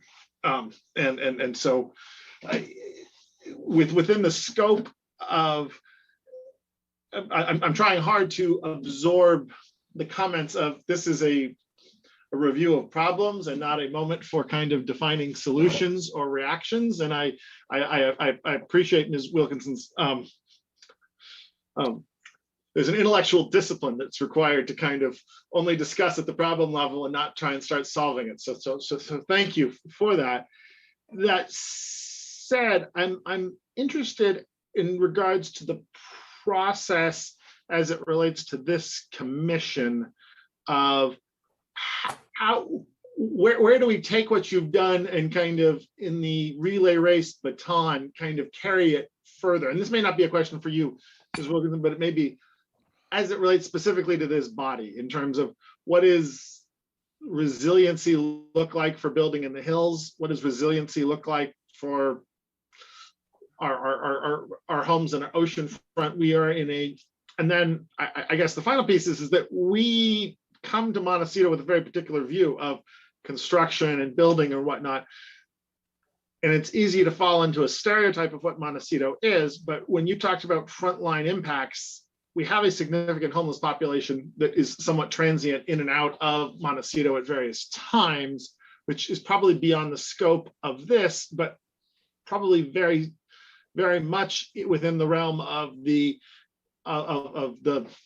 bad red color that you were showing on impacts. And so I appreciate this is happening kind of all through the county, all through a whole bunch of different departments. But I'd be interested, and maybe this is guidance from Secretary about, in terms of policy and community resilience crafting and working with long-term planning, what does the Montecito Planning Commission need to do and provide input to kind of to keep our community as much as we want to keep it while being adaptive to these new concerns? This is a poorly phrased question, but I guess I would hate for us to take this report. I understand. Let me back up. Our job is to take this report, acknowledge it, and file it. And yet, if that is the last thing the commission does with this topic, I feel like we have in some ways been derelict. And so it's probably not fair to put Ms. Wilkinson, but I am interested as to kind of both you and the long-term planning staff's vision for what we as a commission can do for this next leg of the relay race. You want to tackle that at all, Whitney, at this point, or you want to wait for some more questions? Or excuse me, Chair Police, this is Dan Clement. Ms. Wilkinson, I'm more than happy to tackle that one too if you want. Sure. Yeah, Dan, go ahead. Thanks. Yeah, so through the chair, So there's a couple ways you can participate and get the word out, so to speak, regarding the findings of the vulnerability assessment. And there's a formal role that your commission will play, and there's an informal one. So taking the first category, that's your formal role. When we develop the adaptation plan, we're also going to then develop policies for the safety element that'll get adopted as part of the safety element to address the vulnerabilities that have been identified in the vulnerability assessment. So it's not like this report just gets filed away. It's an informational document for the next phase of the project. And your role, because that is a county-wide element, that is the safety element, it's a county-wide element, you're an advisory board to the Planning Commission, and then the Planning Commission ultimately makes a recommendation to the board on what policy should be adopted as part of that safety element. So you'll play an important role for advising the commission on Montecito-related matters, and then the Planning Commission can forward those on to the board for their consideration. And then informally, you play a very important role for just getting the information out to your community. And as Ms. Wilkinson expressed earlier, we're going to have a number of opportunities for input on the adaptation phase, where the community can get out and use the vulnerability assessment findings to suggest various ways to address the vulnerabilities, particularly in the Montecito area. So you will play an important role of getting that word out to the community. And of course, we'll keep you updated on those opportunities. Okay. Mr. Miller, before I go to Commissioner Sinauer, do you have a follow-up? I appreciate both of those feedbacks. I think we have because Montecito has its own kind of planning and development guidance that is separate from the larger county. I'm curious as to kind of how this turns into kind of brass tacks of if we have to be, if our role is about what is involved in, say, building envelopes and setbacks from fire or those kinds of things, we can rapidly get to a series of rather specific details, but that kind of need to at some point go through this body. And we're in a funny role where we're not necessarily directing long-term planning about revisions to the planning code, that the resources and allocation of those things come at a different level. But the reason we exist is because Montecito is just kind of a pain to deal with at the county level. That there are always people kind of coming in with their own little points of view, and we're that buffering level between the county planning commission and so I'm curious as to, there's a lot of work that needs to be done in and around Montecito, even though the planning's, the assessment zone is done by Ms. Wilkinson and her team is the South Coast.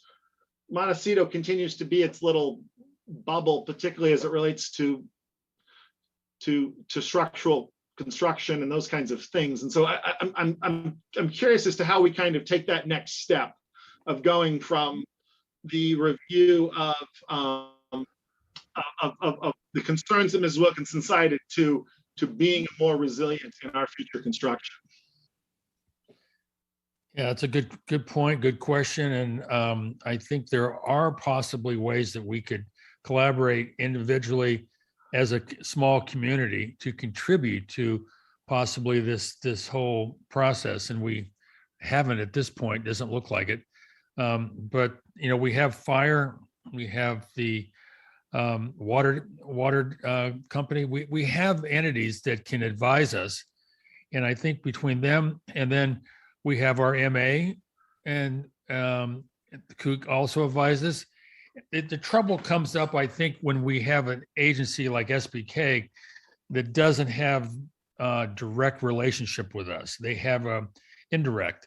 And so like the freeway, for example, there's not any much influence that we have, except maybe approve a permit but that is really, there's some, rubs when it comes to the involvement. You take, for example, the lower village, that's, city of Santa Barbara.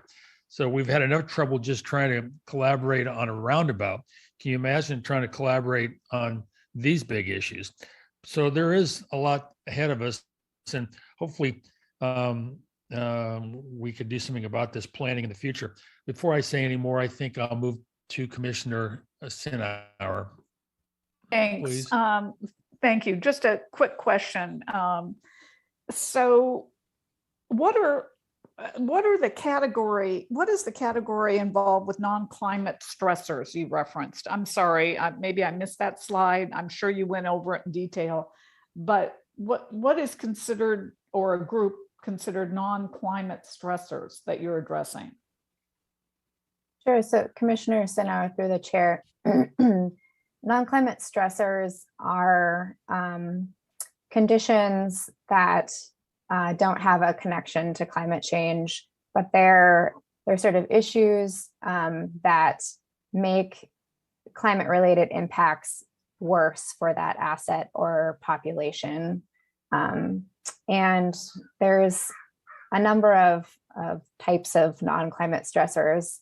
I think in the presentation I brought up, things that can affect certain populations that make them particularly vulnerable or susceptible to climate-related impacts. Here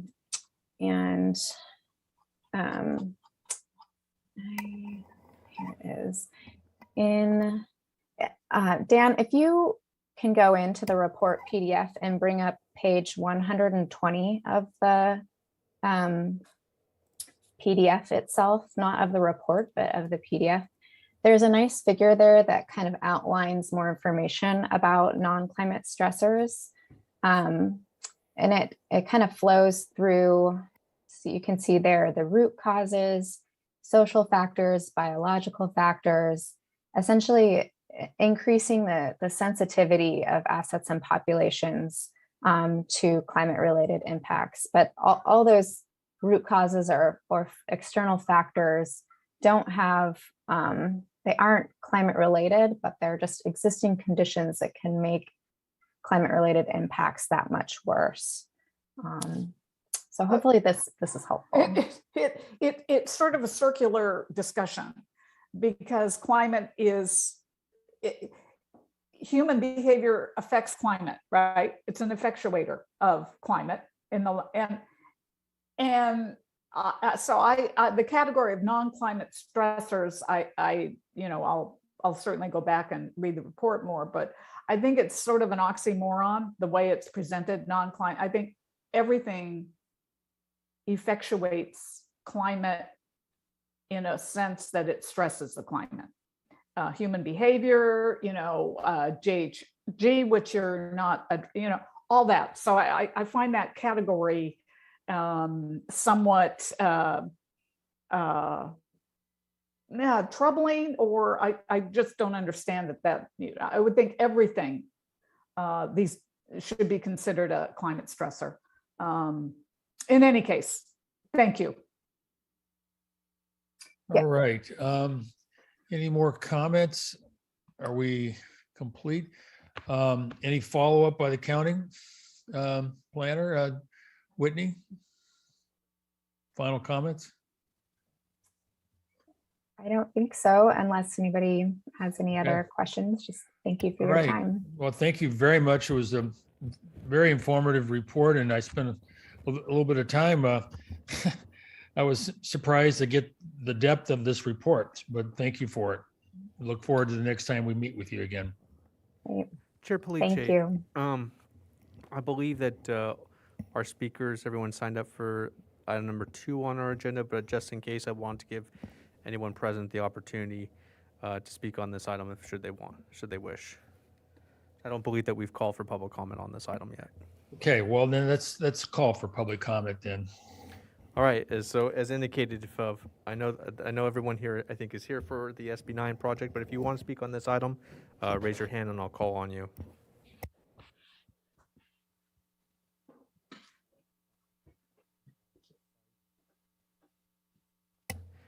Looks like a no. All right. Okay, so do we need a break before we go to our next topic? Does anybody want a break? Yes. Yes. Let's have a break. Okay, so 15 minutes, is that good enough, or? 10 is fine for 10? me. All right, we'll say 10 then. See you at 11:11. All right, thank you.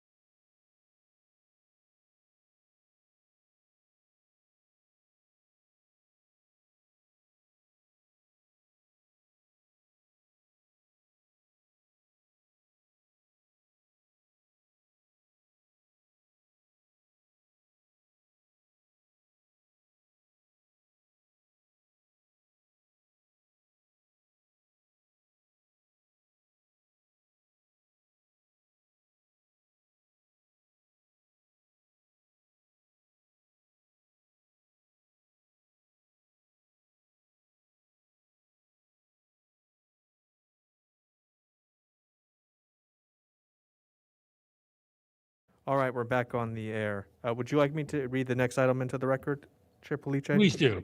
Yes, All right, please. great, thank you. The Planning Commission will receive a briefing from Planning and Development Long Range Planning staff regarding SB 9. Okay, you may proceed, Supervisor. Or planner. Alan Bell. Good morning. This is Alan Bell with Long Range Planning. And this morning, we're going to give you a briefing on SB 9, which went into effect earlier this month. And we'll start with a PowerPoint presentation. And Selena Evilsizer will make that presentation. Good morning, Chair Police and Commissioners. I'm Selena Evilsizer, Senior Planner in the Long Range Planning Division. Today we will give the Commission a brief presentation on Senate Bill 9. Next slide, please. So Senate Bill 9 was adopted by the state legislature on September 16th of last year, and it went into effect on January 1st of this year. This bill imposes a state mandate on local jurisdictions, meaning that the county must either adopt a local ordinance implementing Senate Bill 9 or must implement state law as written. Next slide, please. Senate Bill 9 has two main components. First, it requires the ministerial approval of 2-unit developments. And second, it requires urban lot splits. The first component allows ministerial approval of 2-unit developments on a lot that is currently zoned for single-family residences, meaning an applicant may propose a new duplex or 2 single-family units on a vacant lot, or an applicant may add a new single-family residence to a lot with an existing single-family residence. The second component of the bill allows an applicant to ministerially split a residentially zoned lot for single-family dwellings into 2 new lots, each of which may contain no more than 2 existing or new residential units. Projects processed under Senate Bill 9 cannot involve discretionary actions or public hearings, and projects are exempt from CEQA, which means that no environmental review is required. Next slide, please. So the next couple of slides cover the general eligibility requirements that apply to both ministerial 2-unit developments and urban lot splits. In order to be eligible for Senate Bill 9, a project must be located on a legal lot within an urbanized area or urban cluster as defined by the U.S. Census Bureau. Parcels must be located within one of the single-family residential zones within the county. Shown here is RR, R1, E1, EX1, and SLP zones. Parcels must also meet specified location criteria, which I'll talk about in just a minute. Next slide. Senate Bill 9 does not allow the demolition or alteration of any housing that is affordable to lower or moderate income households. It also doesn't allow demolition or alteration of housing withdrawn from the rental market in the last 15 years, or housing that has been occupied within the last 3 years. Next slide.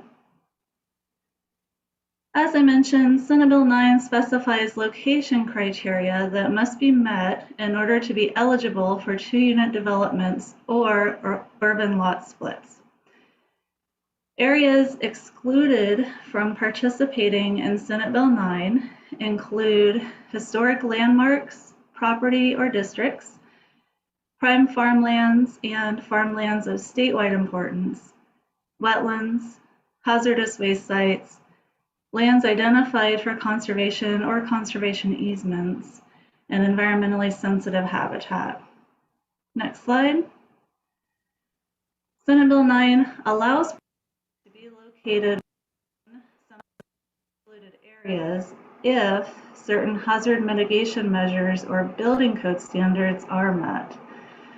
For example, parcels may not be located within an earthquake fault zone, special flood hazard area, or a regulatory floodway unless the project is exempted by the state or federal government, or the project complies with applicable state building code or FEMA requirements.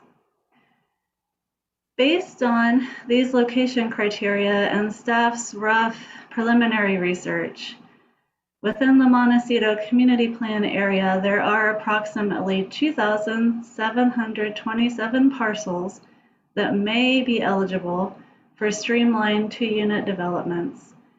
And there are 2,657 parcels that may be eligible for urban lot splits under Senate Bill 9. And just for reference, countywide, there are approximately 24,000 parcels that may be eligible for 2-unit developments and urban lot splits. Next slide. So, as mentioned, Senate Bill 9 prohibits projects on parcels located within high or very high fire hazard severity zones, but there is a big loophole with this exclusion. Senate Bill 9 states that projects may be allowed in these fire hazard severity zones if the project meets adopted fire hazard mitigation measures. This means that the county's fire hazard maps are essentially moot because Senate Bill 9 projects can typically meet these requirements. In consultation with Rob Hazard of the County Fire Department, the county identified the following fire hazard mitigation measures that apply to Senate Bill 9 projects. These are Chapter 7A of the Building Code, which provides materials and construction methods for exterior wildfire exposure, defensible space requirements, and the state fire safety regulations of Title 14. Next slide. Over the next 2 slides, I'll cover standards that apply to 2-unit developments, which would be processed or are being processed ministerially with a zoning clearance. Assuming an applicant wants to do both a 2-unit development and a lot split under Senate Bill 9, each lot is limited to a maximum of 2 units. Senate Bill 9 gives local jurisdictions the discretion to decide whether ADUs and junior ADUs are included in this 2-unit maximum. So, assuming the county wanted to go with a more conservative approach to Senate Bill 9 implementation, we would not allow ADUs or junior ADUs if a lot split under Senate Bill 9 already contains 2 existing units or proposes 2 new units. Any new units created under SB 9 cannot be rented for a period of less than 30 days, meaning short-term rentals and vacation rentals are not allowed.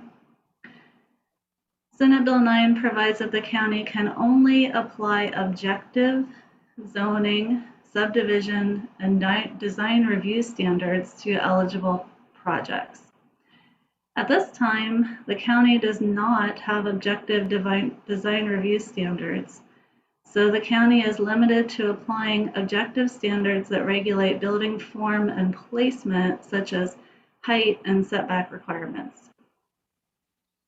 Any objective standards applied by the county now or in the future must not preclude the construction of 2 800-square-foot units per lot, including ADUs and junior ADUs. No setbacks are required for a project located within an existing structure or a structure that is demolished and reconstructed to the same dimensions as the original structure. However, for new construction projects, the county can apply 4-foot side and rear setbacks. Senate Bill 9 projects must also comply with all Coastal Act requirements, including the coastal resource protection policies of the county's certified local coastal program. Next slide. Senate Bill 9 also provides optional standards that the county may apply to 2-unit developments without adopting a local ordinance. For example, the county can require applicants to provide one off-street parking space per unit, although some exceptions apply. The county can also require a percolation test for parcels that use an on-site wastewater treatment system. And lastly, the county is not required to permit ADUs or junior ADUs on lots developed with 2 units or subdivided under Senate Bill 9. Next slide. Now I'll move on to the standards for urban lot splits. These types of projects are being processed ministerially with a tentative parcel map. Senate Bill 9 requires ministerial approval of urban lot splits that create no more than 2 lots of approximately equal size. New lots cannot be smaller than 40% of the lot area of the original lot and must be at least 1,200 square feet in size. The county is required to approve urban lot splits provided that they conform to the Objective Subdivision Map Act requirements. Next slide. With limited exceptions, Senate Bill 9 requires that property owners sign an affidavit stating that the owner will live in one of the units for at least 3 years. Owners cannot rent out any new units created under SB 9 for a period of less than 30 days, meaning short-term vacation rentals are not allowed. Property owners are also prohibited from using SB 9 to split an adjacent lot or any lot previously subdivided under Senate Bill 9. You can only use Senate Bill 9 to subdivide a lot one time. The county cannot require right-of-way dedication, site improvements, or the correction of non-conforming zoning conditions of approval for urban lot splits. Next slide. Optional standards that the county may apply to urban lot splits include requiring easements for public services and utilities, requiring that parcels have access to, provide access to, or join the public right-of-way, and requiring up to 1 off-street parking space per unit, subject to limited exceptions. Next slide.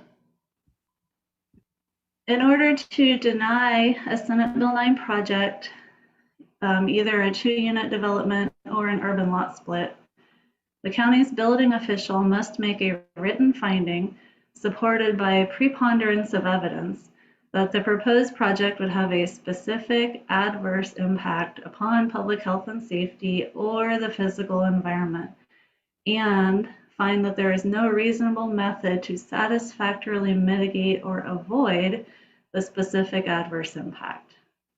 Next slide. As for environmental review, Senate Bill 9 projects are ministerial and therefore they are statutorily exempt from CEQA. Next slide. With regard to the next steps, staff does not have the direction from the board to initiate work on a Senate Bill 9 ordinance at this time, but the board may add a project to the long-range planning work program for next fiscal year involving Senate Bill 9 related zoning ordinance amendments. If or when the board adds such a project to the work program, staff will draft objective standards for qualifying projects and permit processing procedures. Final slide. And at this time, this concludes my presentation. Staff is available to answer any questions. Thank you.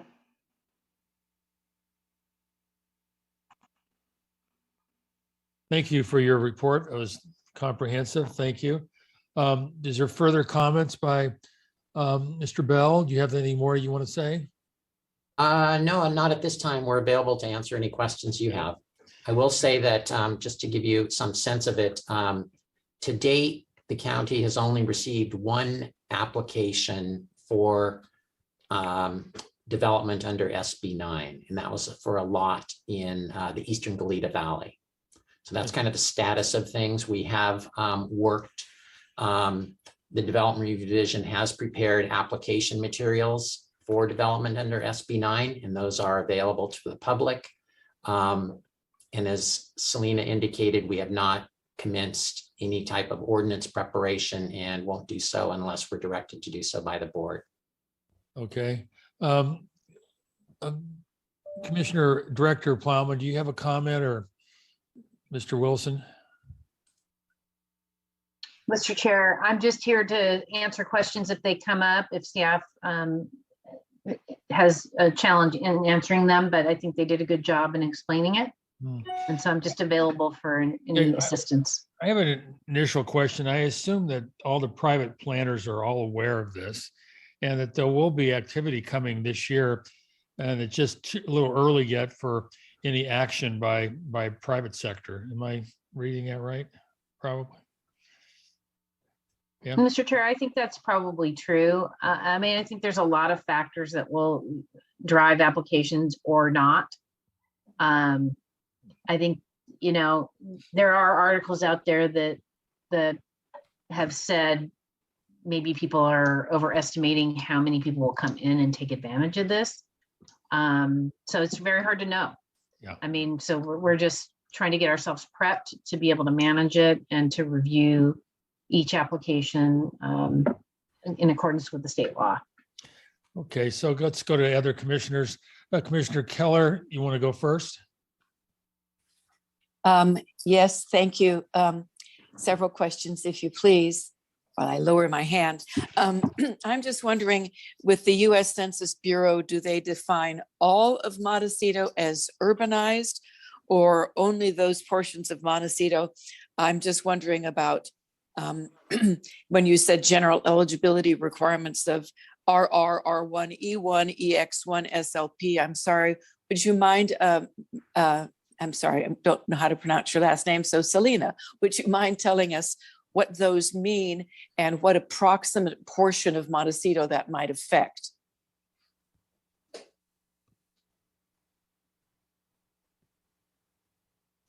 Commissioner Keller, through the chair, I'm going to see if I can find a map that displays the, well, I know we have a map. I will pull it up so I can better answer your question. In the meantime, if you want to pose your second one, I can do my behind the scenes. Oh, okay. Thank you. Commissioner Keller, through the chair, I will say that, you know, basically the portions of Montecito that fall within the census urban center, urban areas are different from what the county designates under its comprehensive plan. But if you take a look at the areas that are designated by the census, they include pretty much all of Montecito, except when you get up into kind of the foothill areas. So it's very extensive. And I would say in terms of the developed portions of Montecito, it's probably 90% of it, just to give you a rough idea. And if Selena can pull up a map, that would be helpful, but it's pretty extensive. So that when you say you get up into the foothills, you mean undeveloped areas or larger lots or houses in the hillside, or what do you mean by that, if you please? Yeah, so Chair Police, sorry, this is Dan Clement. I'm sorry to interrupt, Mr. Bell. I was going to say, I have the map open, so if we could just pull that up, and probably easier just to see it this way. Sorry to interrupt. Yes.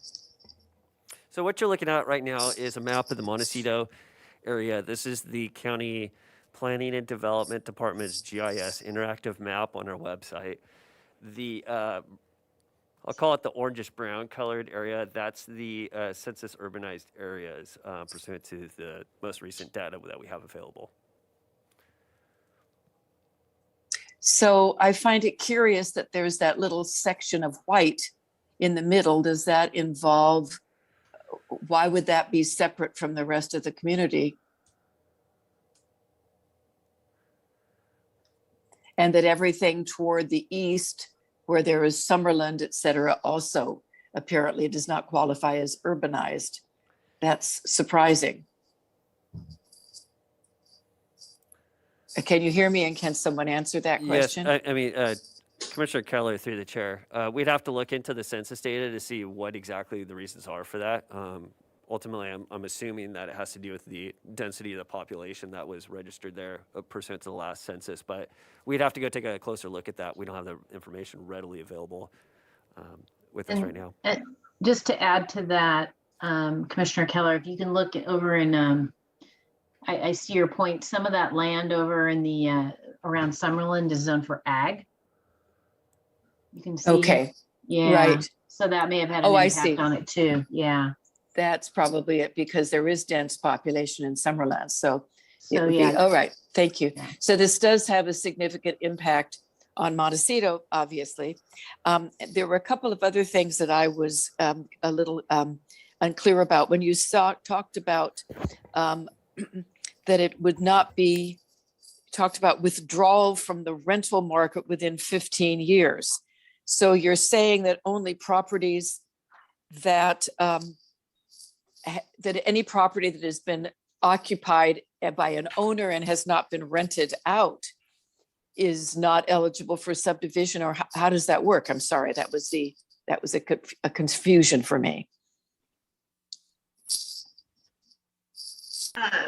Commissioner Keller, through the chair. So that specific provision applies to units that are withdrawn from the rental market pursuant to the Ellis Act, which is something that I don't think in the unincorporated county we deal with very much. It doesn't apply to just an individual property owner who rents out their residence for a period of time. But so what does that mean? If a home has never been rented, does that still make it eligible for this lot split and construction? Correct. If a home has not been rented, then it is eligible. And then it also says housing occupied within the last 3 years.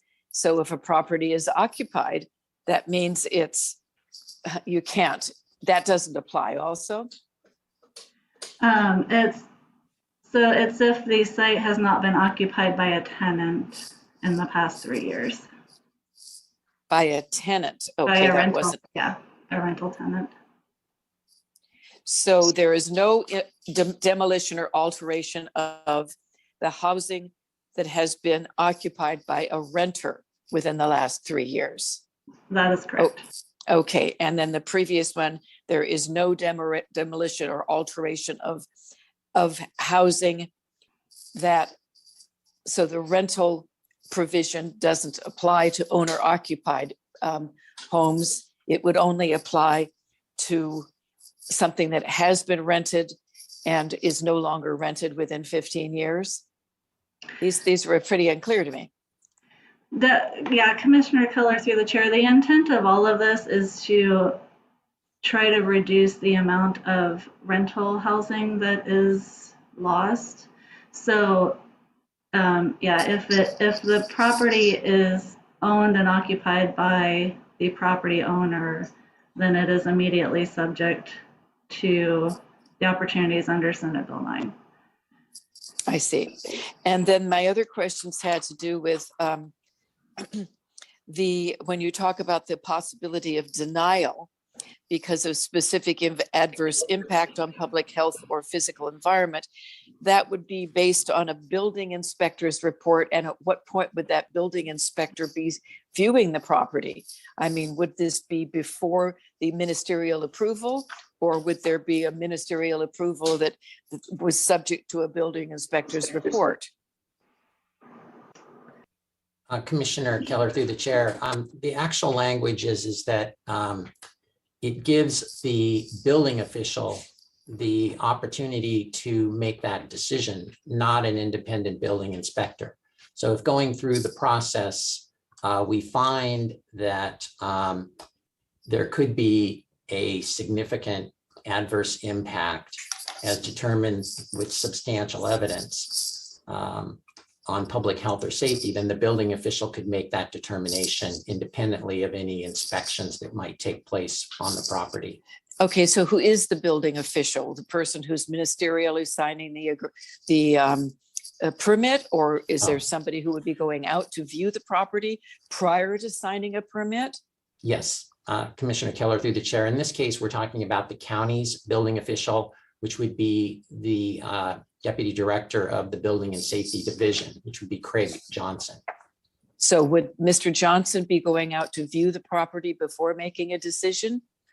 Presumably would. I mean, the provisions are pretty specific about that the decision has to be made. I'm just looking at the exact language right now. It has to be based on a preponderance of evidence. Right. So presumably that would be in the record, and or he would make a site inspection himself.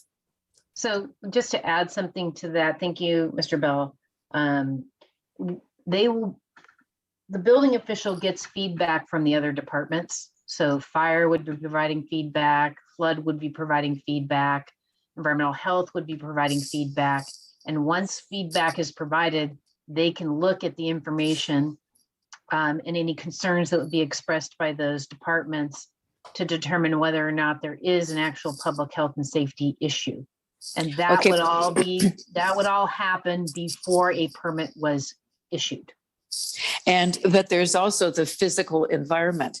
So I'm curious as to what would rise to the what would rise to the level of a specific adverse impact on the physical environment? What could you give us as an example, and who would make that determination? Because these other, the fire, water, et cetera, would be more related to public health. How would there be any input regarding physical environment?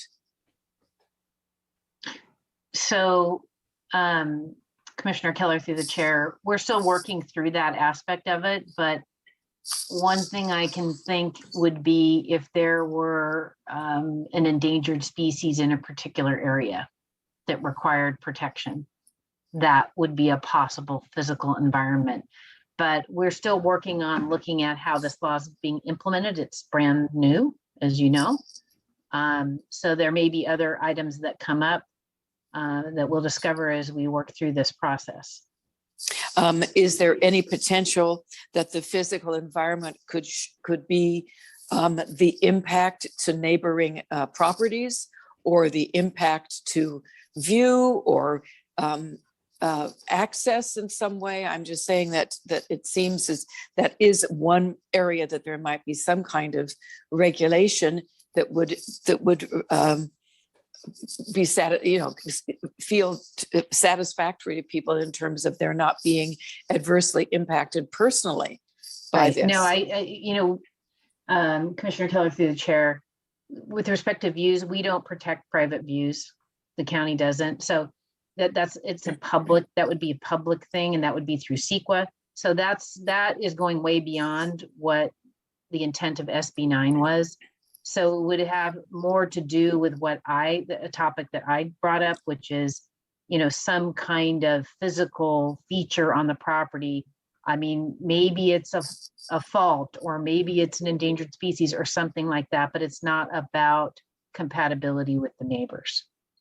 Well, not just compatibility, but impacts to the neighbors. Adverse impact, yes. Nothing to do with impacts on the neighbors.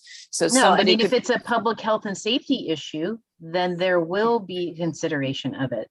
But it's not about considering whether or not, I think I've said I've answered the question. And would there be any of the, do we know how much of building codes or height and setback requirements, et cetera, need to be respected under SB 9? So I'm going to hand that question back over to staff.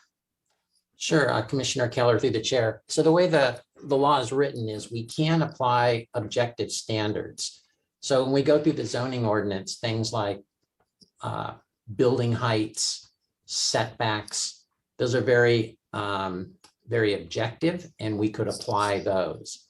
But when we get into more subjective requirements, such as when we think about the type of standards that are applied through the BAR, those are discretionary in nature, and we would not be able to apply those.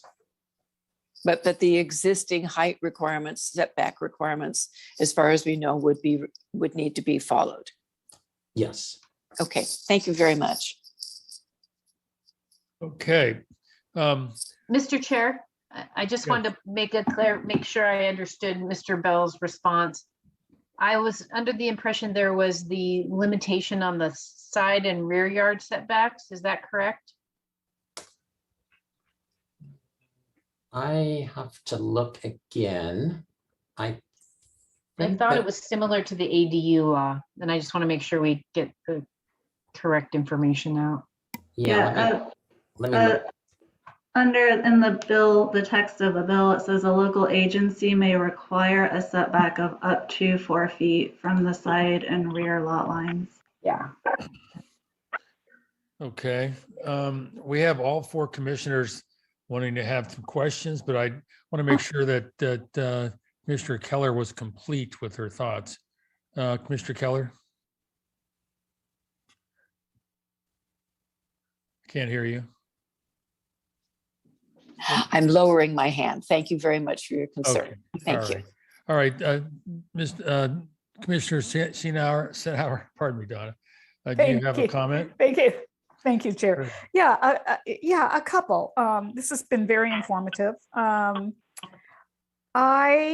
First of all, is there any language that includes affordability? Commissioner Sennar, through the chair, there is not any language regarding affordability in the text of Senate Bill 9. However, it does not say anything either way. So some local jurisdictions have been interpreting the bill as that a local agency may impose an requirement by local ordinance.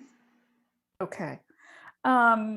Secondly, as in ADUs, there was a pro forma turnaround from when an application was submitted to approval.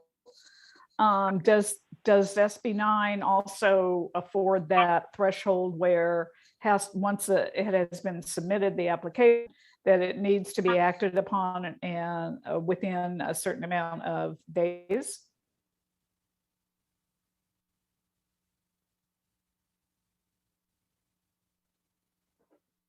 Chair, there's unlike the AD ordinance, there's no timelines for processing applications under SB 9. Okay, so no timelines. Okay. Is there an appeal process available? Good question. The way the county is currently setting things up, one is everything has to be done ministerially. So they would be objective standards throughout. The way the county is proceeding at this point is it looks like we're going to be processing, say, the 2-unit developments as a zoning clearance. And under those circumstances and under our current rules, we don't allow appeals of zoning clearances. So in those cases, there would be no appeal. Is there noticing required? So like the 300-foot, standard LUP or CDP, et cetera, et cetera. Chair, through the chair, with a zoning clearance, there is no requirement for noticing. So as we said, we're going to process those, the 2-unit developments through a zoning clearance. So there would be no noticing, no appeal. So, Madam Commissioner Senauer, through the chair, that's something I think we have to take a look at. Like, some jurisdictions have been doing things with ADUs, like posted in the neighborhood on your property that says we are requesting it, and that's something I think we need to talk about. I think there's probably place for that with SB 9 to have some kind of plaque or something out that gives people at least an awareness that their neighbors have applied for something. Okay, so if it even though it's not required, it could be something that could be implemented, right? I think that would be direction that would have to be provided by the board. Yes. Okay. All right. And is there and I don't mean to zero in on you, Director Plowman, but to whoever, is there a differentiation in inland and Article 2 There was a reference to no CEQA is required, yet there was a reference to, was it wetlands or something like that in the presentation? I'm just wondering if there is a, anyway, is inland vis-a-vis coastal, Article 2, any differentiation in SB 9? Commissioner Sinauer, through the chair, Senate Bill 9 does say that all provisions in the Coastal Act and a jurisdiction's local coastal program do still apply. However, the project would not be subject to a hearing. So for a Senate Bill 9 project in the coastal zone would require a CDP, but it would not go to a hearing. But the CDP could be appealed to the Coastal Commission, not so? I think, Alan, do you know? I think that is true, but if it was in the appealable carve out areas. That's my understanding, yes. Okay, so it could conceivably a development under SB 9 in the coastals. If it was in Article 2, coastal zone CDP, a CDP is required, so that is required. So appealing that decision and determination could proceed from what you understand. Okay. I think that is all for right now. Thank you very much. Okay, I think that, Marshall, I think your hand was up before our past leader, Bob. Well, So go ahead. Thank you, Chair Palice. Chair Palice, I am cognizant that we have heard from Commissioner Keller that we are operating on a time limit. I know we have a lot of public comment, and I would love a resolution coming out of this. So I know that we are at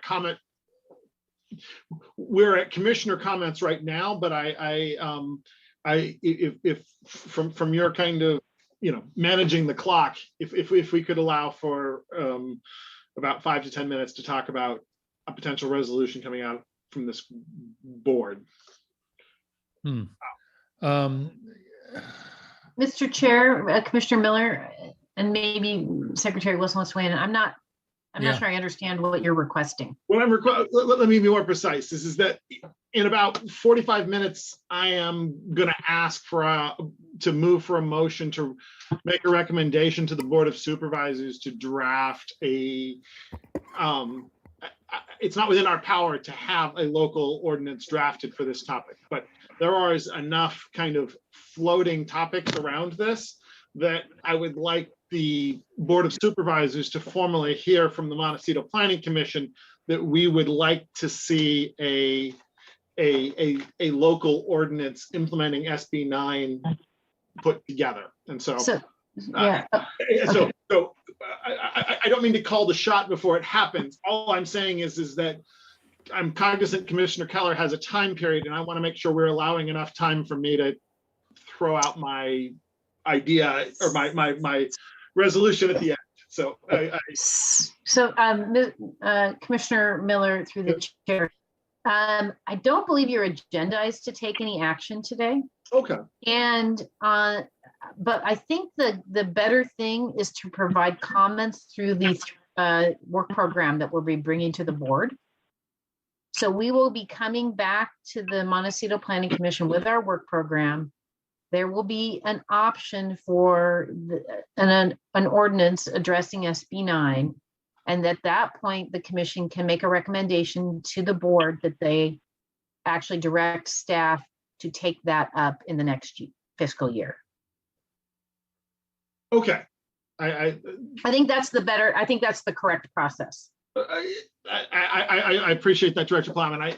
I don't think we'll get through all of the kind of dynamics of what we want to talk about with this issue today. And so I just want to make sure that we are being clear as to a forward direction on this. So taking that and setting it aside, my first question to to this planning staff is, how do utilities work in this context? I heard the language of easements, but in Montecito, we concerns about water use and the ADU issue kind of just, it got tacked on to existing permits, but is there potentially some like regulation or slowing down of development with this as relating to will serve letters from the water district or the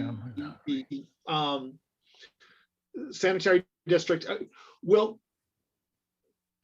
Does SB 9 kind of insist that if this was a parcel that was already served, the new 2 parcels have to be served also by utilities? I guess that's my first question. Commissioner Miller, through the chair. So as we're processing these, basically, as the type of information we're requiring is kind of the typical information that we would require for similar types of development not being processed under SB 9. So we would require, say, a can and will serve letter. If the property isn't served by municipal services, then, for example, we would require appropriate information to determine that it could be served by an on-site wastewater treatment system. So there's nothing in the legislation that waives those types of requirements. We would continue to apply our policies that parcels are required to have adequate services as part of our review. And I don't mean to sound stupid about this, but if this is the parcel, one parcel, and this whole parcel is currently being served by utilities, and then boom, the back half is now a new parcel, is the utility services expectation remain in place because the whole parcel was being served? Or is, if this used to be kind of, 100 State Street, and now we have a 101 State Street lot right next door to it, does that, or that we use part of the 100 State Street, does that, State Street's a bad name choice, but San Ysidro, if that, the open lot that's been on the corner of San Ysidro forever and a day, if that splits in half, the will serve has covered the whole lot. It's now split. The utilities are there functionally. Does that, is there a whole new round of will serve letters, or are those kind of deemed to have been served because utilities are already kind of to what was the lot, the original lot?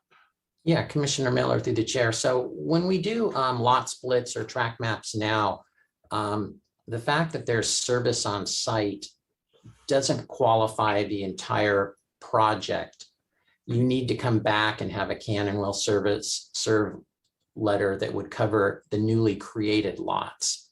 Because you could have one lot and potentially divide it into 4 or 5 lots, but that's not the service that the utility agreed to provide. So we would require a can and serve letter that would address the proposed lot to be created.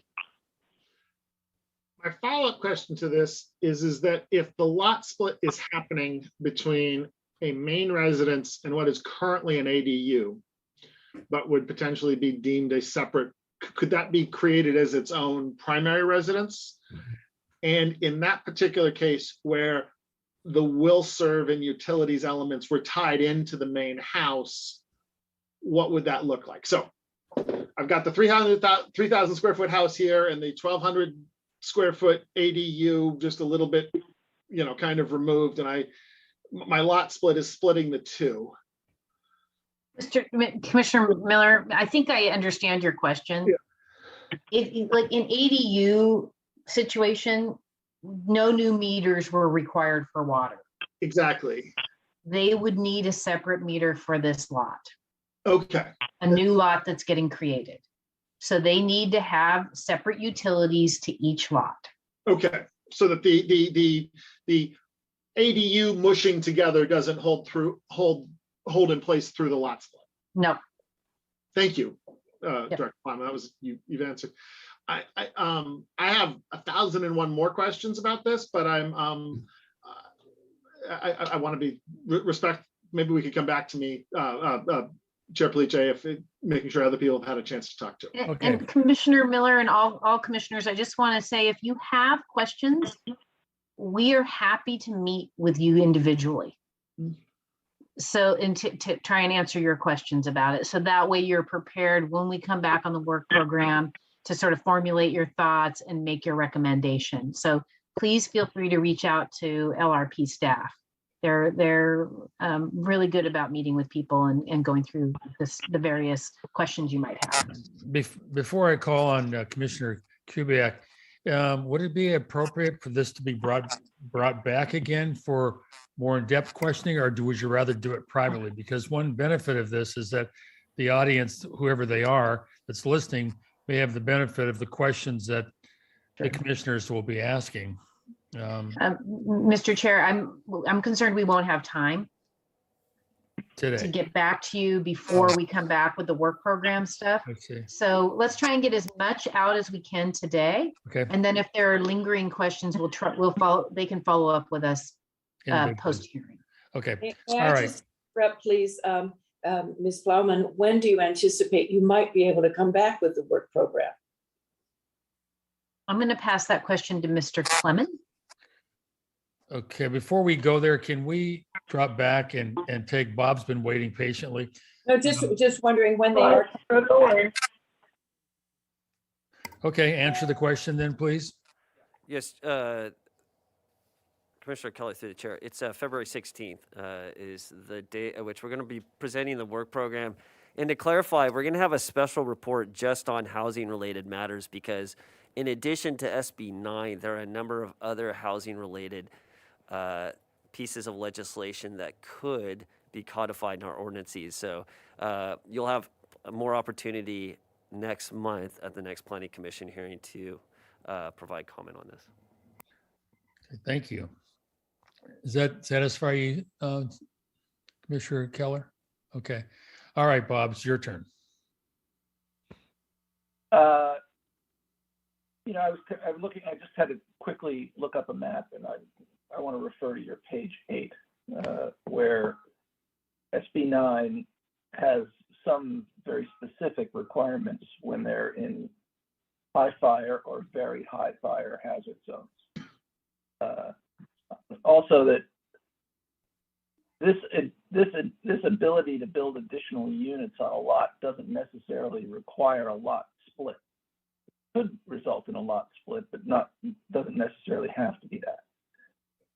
That said, I mean, I just pulled up the map of Montecito, and I think about 90% of Montecito is either in a very high fire or high fire district. So when one of these units gets built, and you know, I just want to understand what subjective or objective standards really mean. The defensible space requirements for a lot of these units is pretty significant. To actually comply, I'm not sure how the high fire hazard zone really begins to address some of these issues in terms of understanding whether a lot or an additional building or multiple buildings on a lot are actually going to be possible. You know, I know there are limits, and even in terms of how large a structure you build before you trigger the necessity to put sprinklers in a building.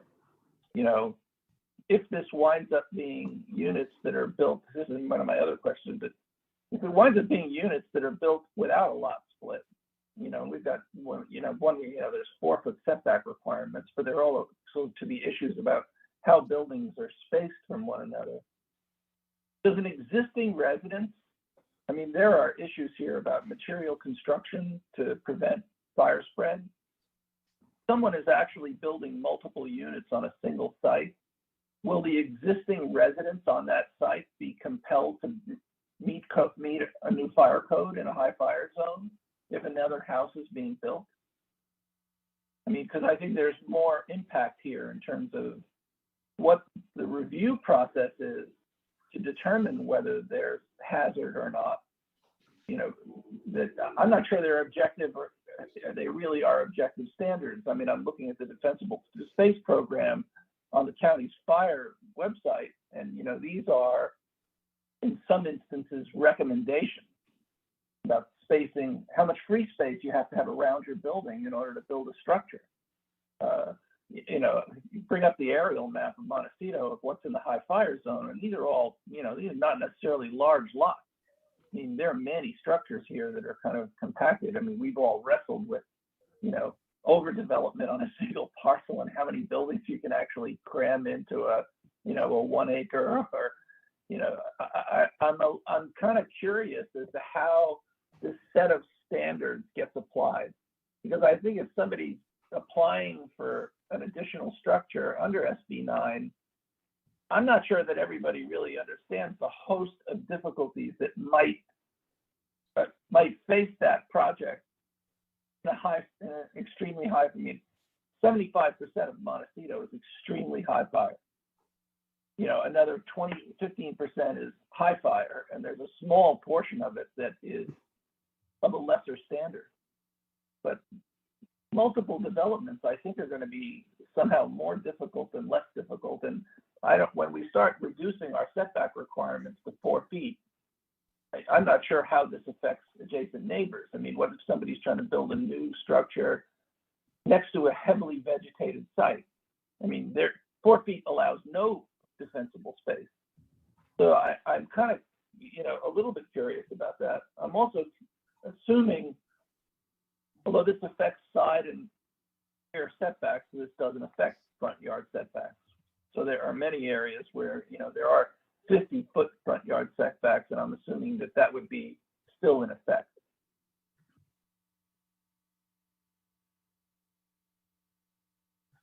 Are you looking for the setback requirement? Are you looking for an answer? Well, I think one of the things I'm looking for is yes. I mean, I'm assuming setback requirement. Anything other than a side or rear yard setback requirement, it will be the normal setback requirement that is required for that zone. 2 is, I think as Montecito moves forward, some kind of package of information needs to be defined in terms of what are the objective requirements. Is fire prevention an objective? I guess that's my question.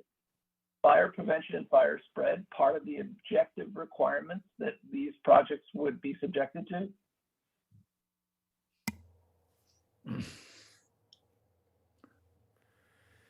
Yeah, Commissioners, yes, as the planner stated earlier, all building code, fire code requirements still apply to development.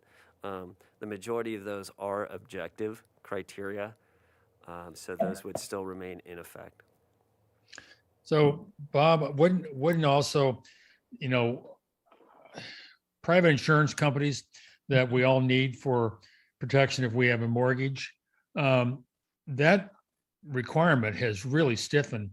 And I would imagine that would be a guideline that homeowners would have to use, is how could they get insurance if they don't have that distance? Sure. So that may answer the question before the government does. Private sector may weigh in, but I'll let the county respond to your question further if they want to. Commissioner Kupiak, through the chair. So part of the process that staff is setting up for when these Senate Bill 9 applications are received is that it's also being routed to the county fire department for their review for all applications that are within the high and very high fire hazard areas. So the county fire is reviewing or will be reviewing applications, and to ensure that the project as proposed would meet all of those fire and building code requirements. Otherwise, it would be considered exempt from Senate Bill 9, and the application could not proceed forward. Mm-hmm. Okay. Yeah. I'm assuming that, I'm just reading Assembly Bill, 38, the fire department's, review of sensible space for any project. So,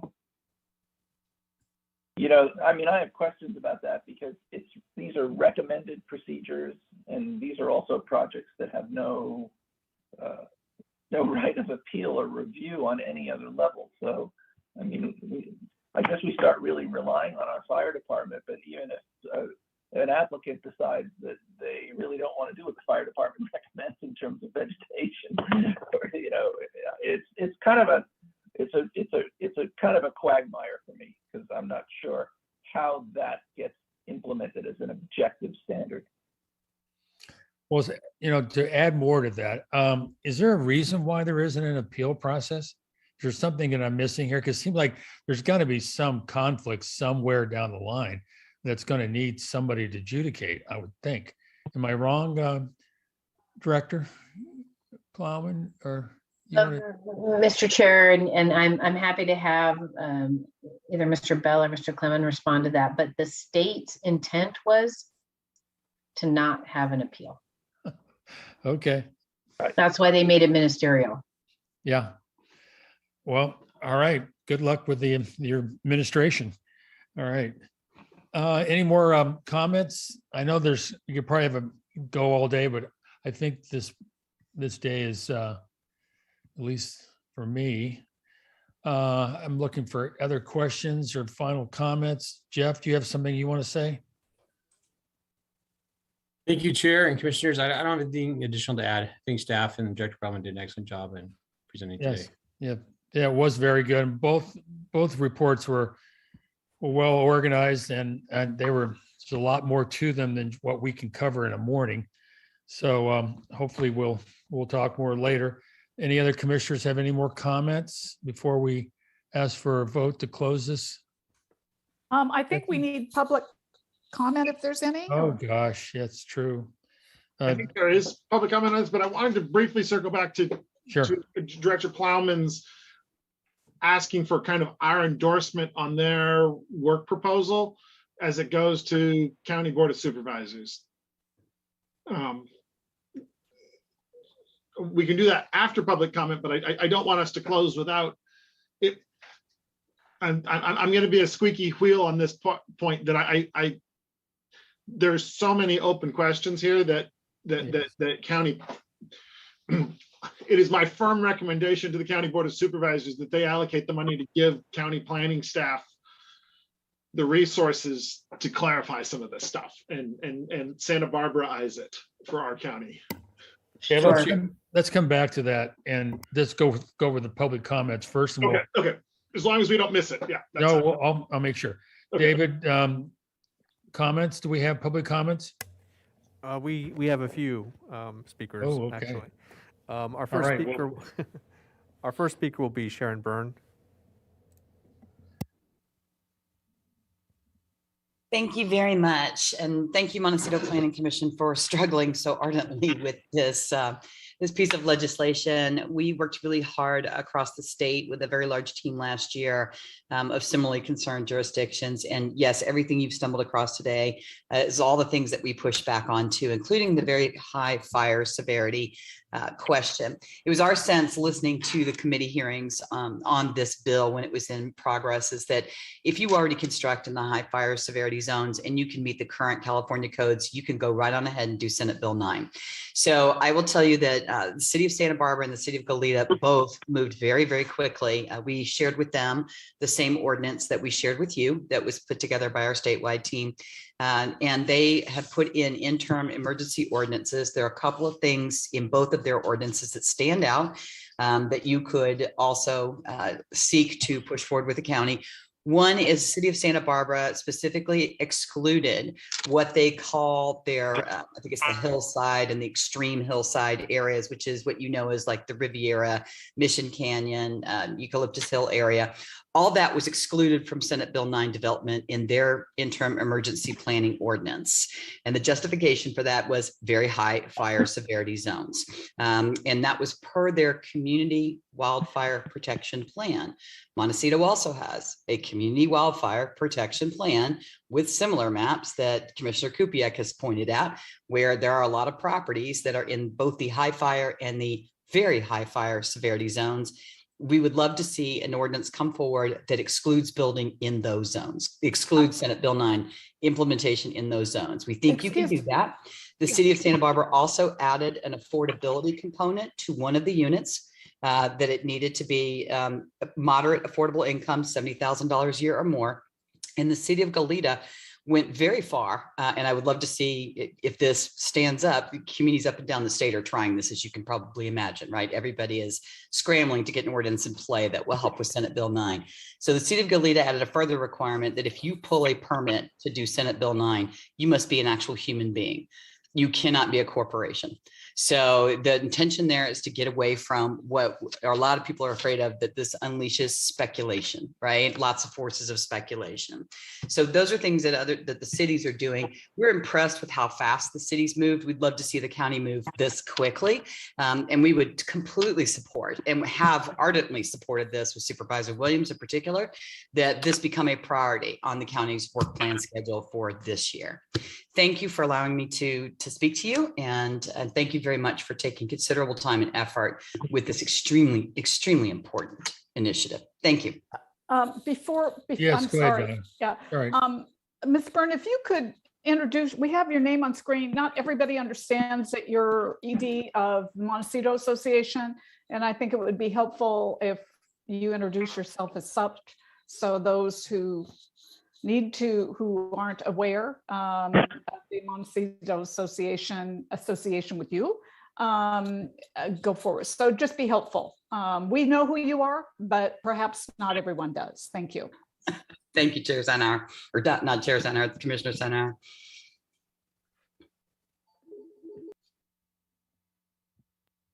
All right, moving on. Our next speaker will be Chief Kevin Taylor.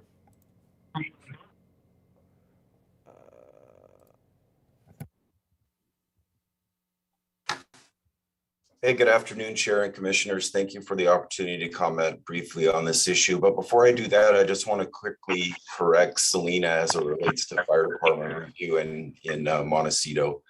As you know, the applications come to the Montecito Fire Protection District, not the county fire department. And our development standards are requirements, not suggestions. So they would qualify as objective standards. I wanted to alert you that the fire district is concerned about Senate Bill 9 and any law or measure that increases housing density in the very high fire severity zone. And we advocate that the county of Santa Barbara take a similar position to that the city has taken to exclude those areas designated in Montecito. Our primary concern is community member egress and emergency vehicle ingress during an emergency due to our narrow rural streets. We're so concerned about that we currently have an $80,000 evacuation study underway to determine if our existing community can evacuate in an effective and efficient manner in a wind-driven fire. We expect the results of that study to be presented to our board of directors in April of 2022. As a special district, there is no ordinance or resolution that we can consider to limit the impacts of Senate Bill 9. So we're dependent on the County Board of Supervisors in this instance. And for those reasons, we suggest that MPC recommend to the board that Senate Bill 9 lot splits be prohibited in the very high fire zones of Montecito. Thanks so much for the opportunity to comment, and happy to answer any questions. Any commissioner have a question for Mr. Taylor? If not, David, will you proceed with the next question? Oh, Susan. Just one quick question. In terms of, thank you, Chief Taylor, thank you for your presentation. In terms of excluding the high fire and very high fire, would that be from any kind of development? Or would there be higher restrictions imposed? I mean, such as the requirement of off-site parking or of better, certainly ingress and egress access? Thank you for the question, Commissioner Keller, through the chair. It would be the fire district's suggestion that it would be Senate Bill 9 specific lot splits. However, we certainly recognize that there is more potential land use legislation that's in the pipeline. I think somewhere in the neighborhood of 200 housing bills were introduced thus far at the state. And so at this moment, that would be our response. Excuse me, so the response would be in regard to Senate Bill 9 to exclude the high fire and very high fire zones from this being applicable in those areas. Very high fire severity zones, those areas above Highway 192 in our community. Thank you very much. Yes, Chief Taylor, I assume that you'll be coming in front of us to present the resilience or the evacuation plan and that's coming in April. Will you come back and see us? It would be my pleasure, Chair. However, I would expect that to be May or June. Of course, our board will have the first crack at that in April. Okay. Well, we look forward to seeing you again, and thanks for your comments. Bob, you have a follow-up, or is that just hand up for the heck of it? Okay. All right. No, I'm sorry. Okay. All right. So, David, you want to proceed? Our next speaker will be Morel Brooks.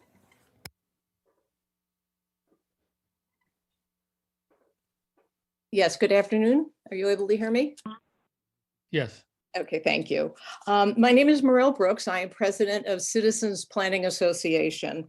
CPA was founded in 1960 by a county-wide group of residents who wanted local control in planning, and they did not want Santa Barbara County to look like LA County. Since then, we have been very involved with the whole idea of community planning.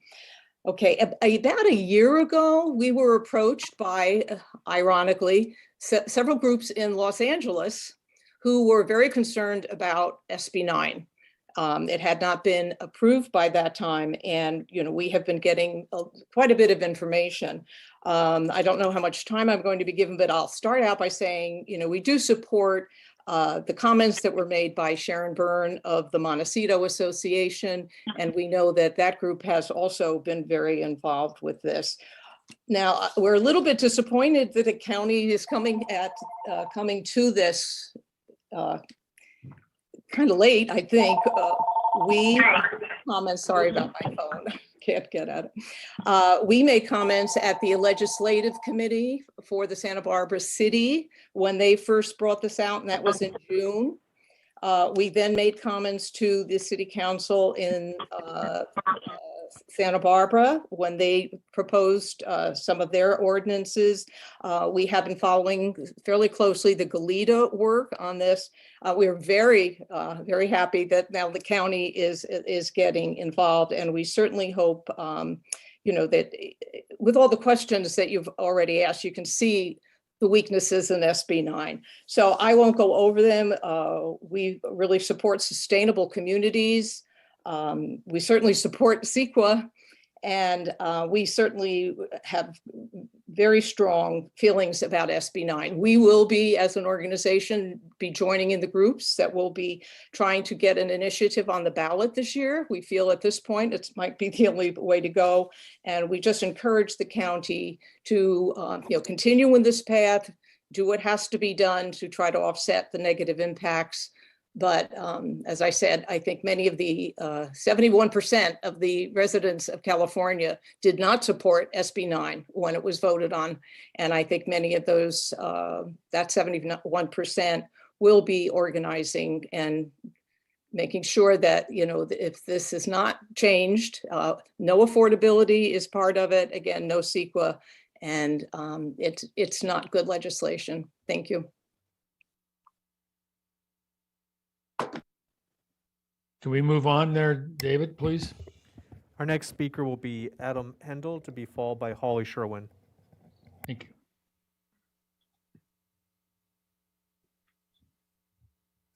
This is Adam Hendel. I'm a local Montecito renter and also a local civil engineer. I don't have any comments, but thank you for your time and your service. Thank you. Our next speaker will be Holly Sherwin, to be followed by Shelby Messner Yonke.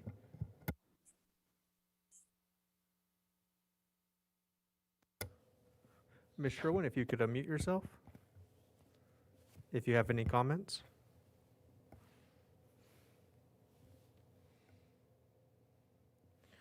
I'll leave that open if Ms. Sherwin is, maybe she stepped away from her computer. Shelby Messner? Did you wish to address the commission? Hi there, this is Shelby Messner-Jenke. I don't have comments. I'm just a local planner interested in this topic and how it affects Montecito and our community. So thank you for your time. Great, thank you. Again, Ms. Sherwin, if you are still with us and want to speak, just unmute your mic.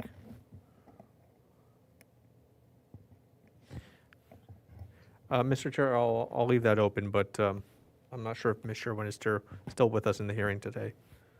So if she had any comments, she would be the last one. All right.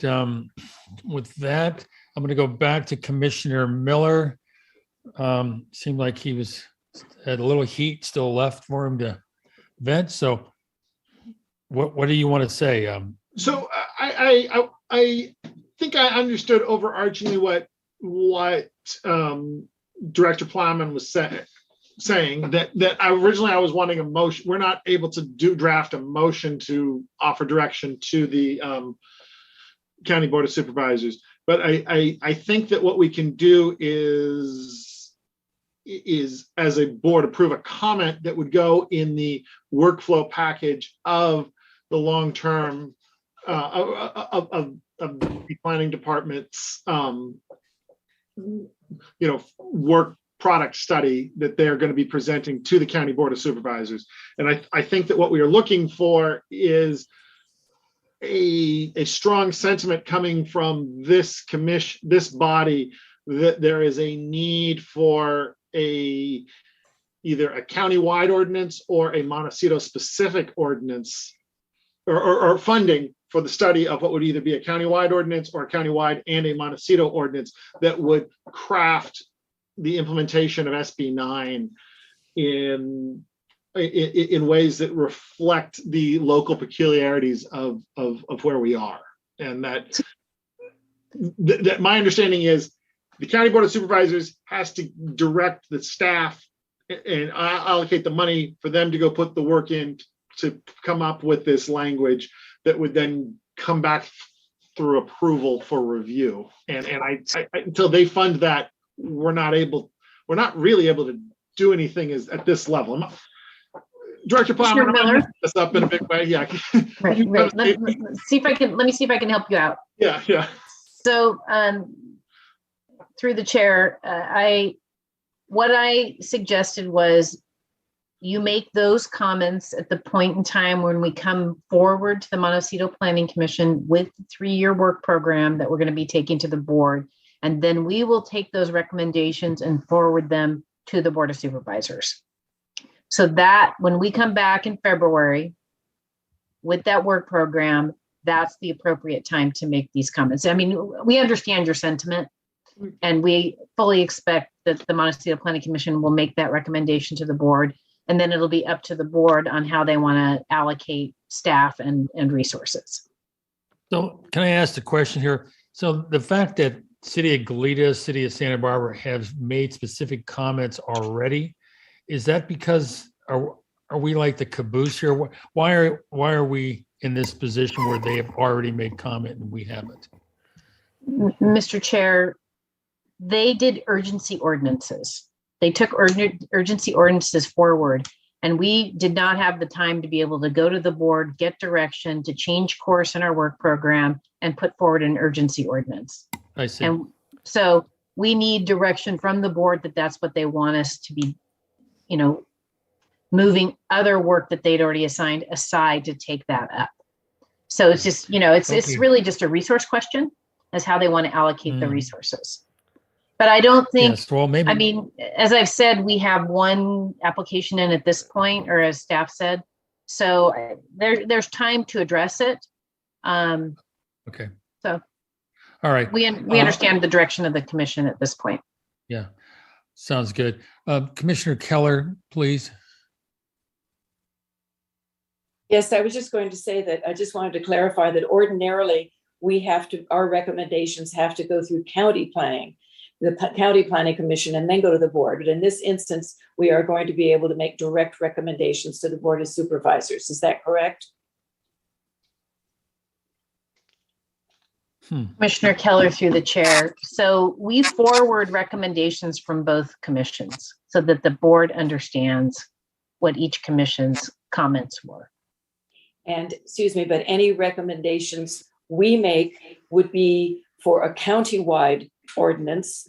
But the saving grace here is that Montecito has its own fire district, fire protection plan, the requirements of which are requirements, not suggestions. So that would give us an additional layer of protection. Is that correct? Commissioner Keller through the chair. There are fire standards that are objective throughout the county, not just in Montecito. And so those provisions are objective, like defensible space, and they would be applied to any project that came through. Okay, thank you. So there would not be any finding of the Board of Supervisors that did not apply countywide, but we could certainly make our recommendations with a view of the specific issues that affect Montecito. And we should be prepared to do that at the meeting next month. Is that correct? Alex is on. Correct. Thank you for clarifying that. Oh, no. They won't let anybody. So could, Holly, could you turn your mic off, please? One more question, Director Plowman. You mentioned earlier when Commissioner Miller had deeper comments that he should maybe possibly come in and speak to the planning staff. Do you still think that? Should we just wait for you? Mr. Chair, I think that's really up to each individual commissioner. If you Okay. still have questions that you need clarification on regarding the law, then we're happy to respond to any of those questions. So that's a decision each commissioner should make for themselves. Okay, so collectively, we should wait until you come back in February. Correct. Okay. Any other comments from public or we finished public comments, David? Chair Police, unless you wanted to give Ms. Sherwin another shot, she wasn't able to unmute herself. It looks like when we were going over the rest of the public comment. Well, if she's available, we'll take her since we're just about done here. Okay, Ms. Sherwin, if you still would like to provide comments. No, I'm sorry. I didn't have a comment. I'm sorry that my mic was left on. Thank you. I'm okay. Great, thank you. All right. Yes. Any other comments? Yes, go Could we ahead. agendize this as a topic for a resolution for the next meeting? I don't see- Mr. Chair and Commissioner Marshall Miller, I'm not sure that's necessary. Okay. I think the work program gives you the venue and the avenue to make those comments. Excellent. And Commissioner Miller, I encourage you to individually speak to the county planner, whether it's whoever it might be, just to help us. Anyway, I think we're complete. I think we've covered the agenda. Is there anything else, Secretary Wilson, that you think we should deal with here before we adjourn? Thank you, Mr. Chair and Commissioners. That concludes our meeting for today. There's no other items on the agenda. Okay, so we don't need to vote on anything. We just go home, right? Yeah, All thank you, right. Chair. Yes, those are just briefings, so no action needed. All righty. Anybody else before we call it a day? All right, we'll see you in a month, I guess. Bye-bye.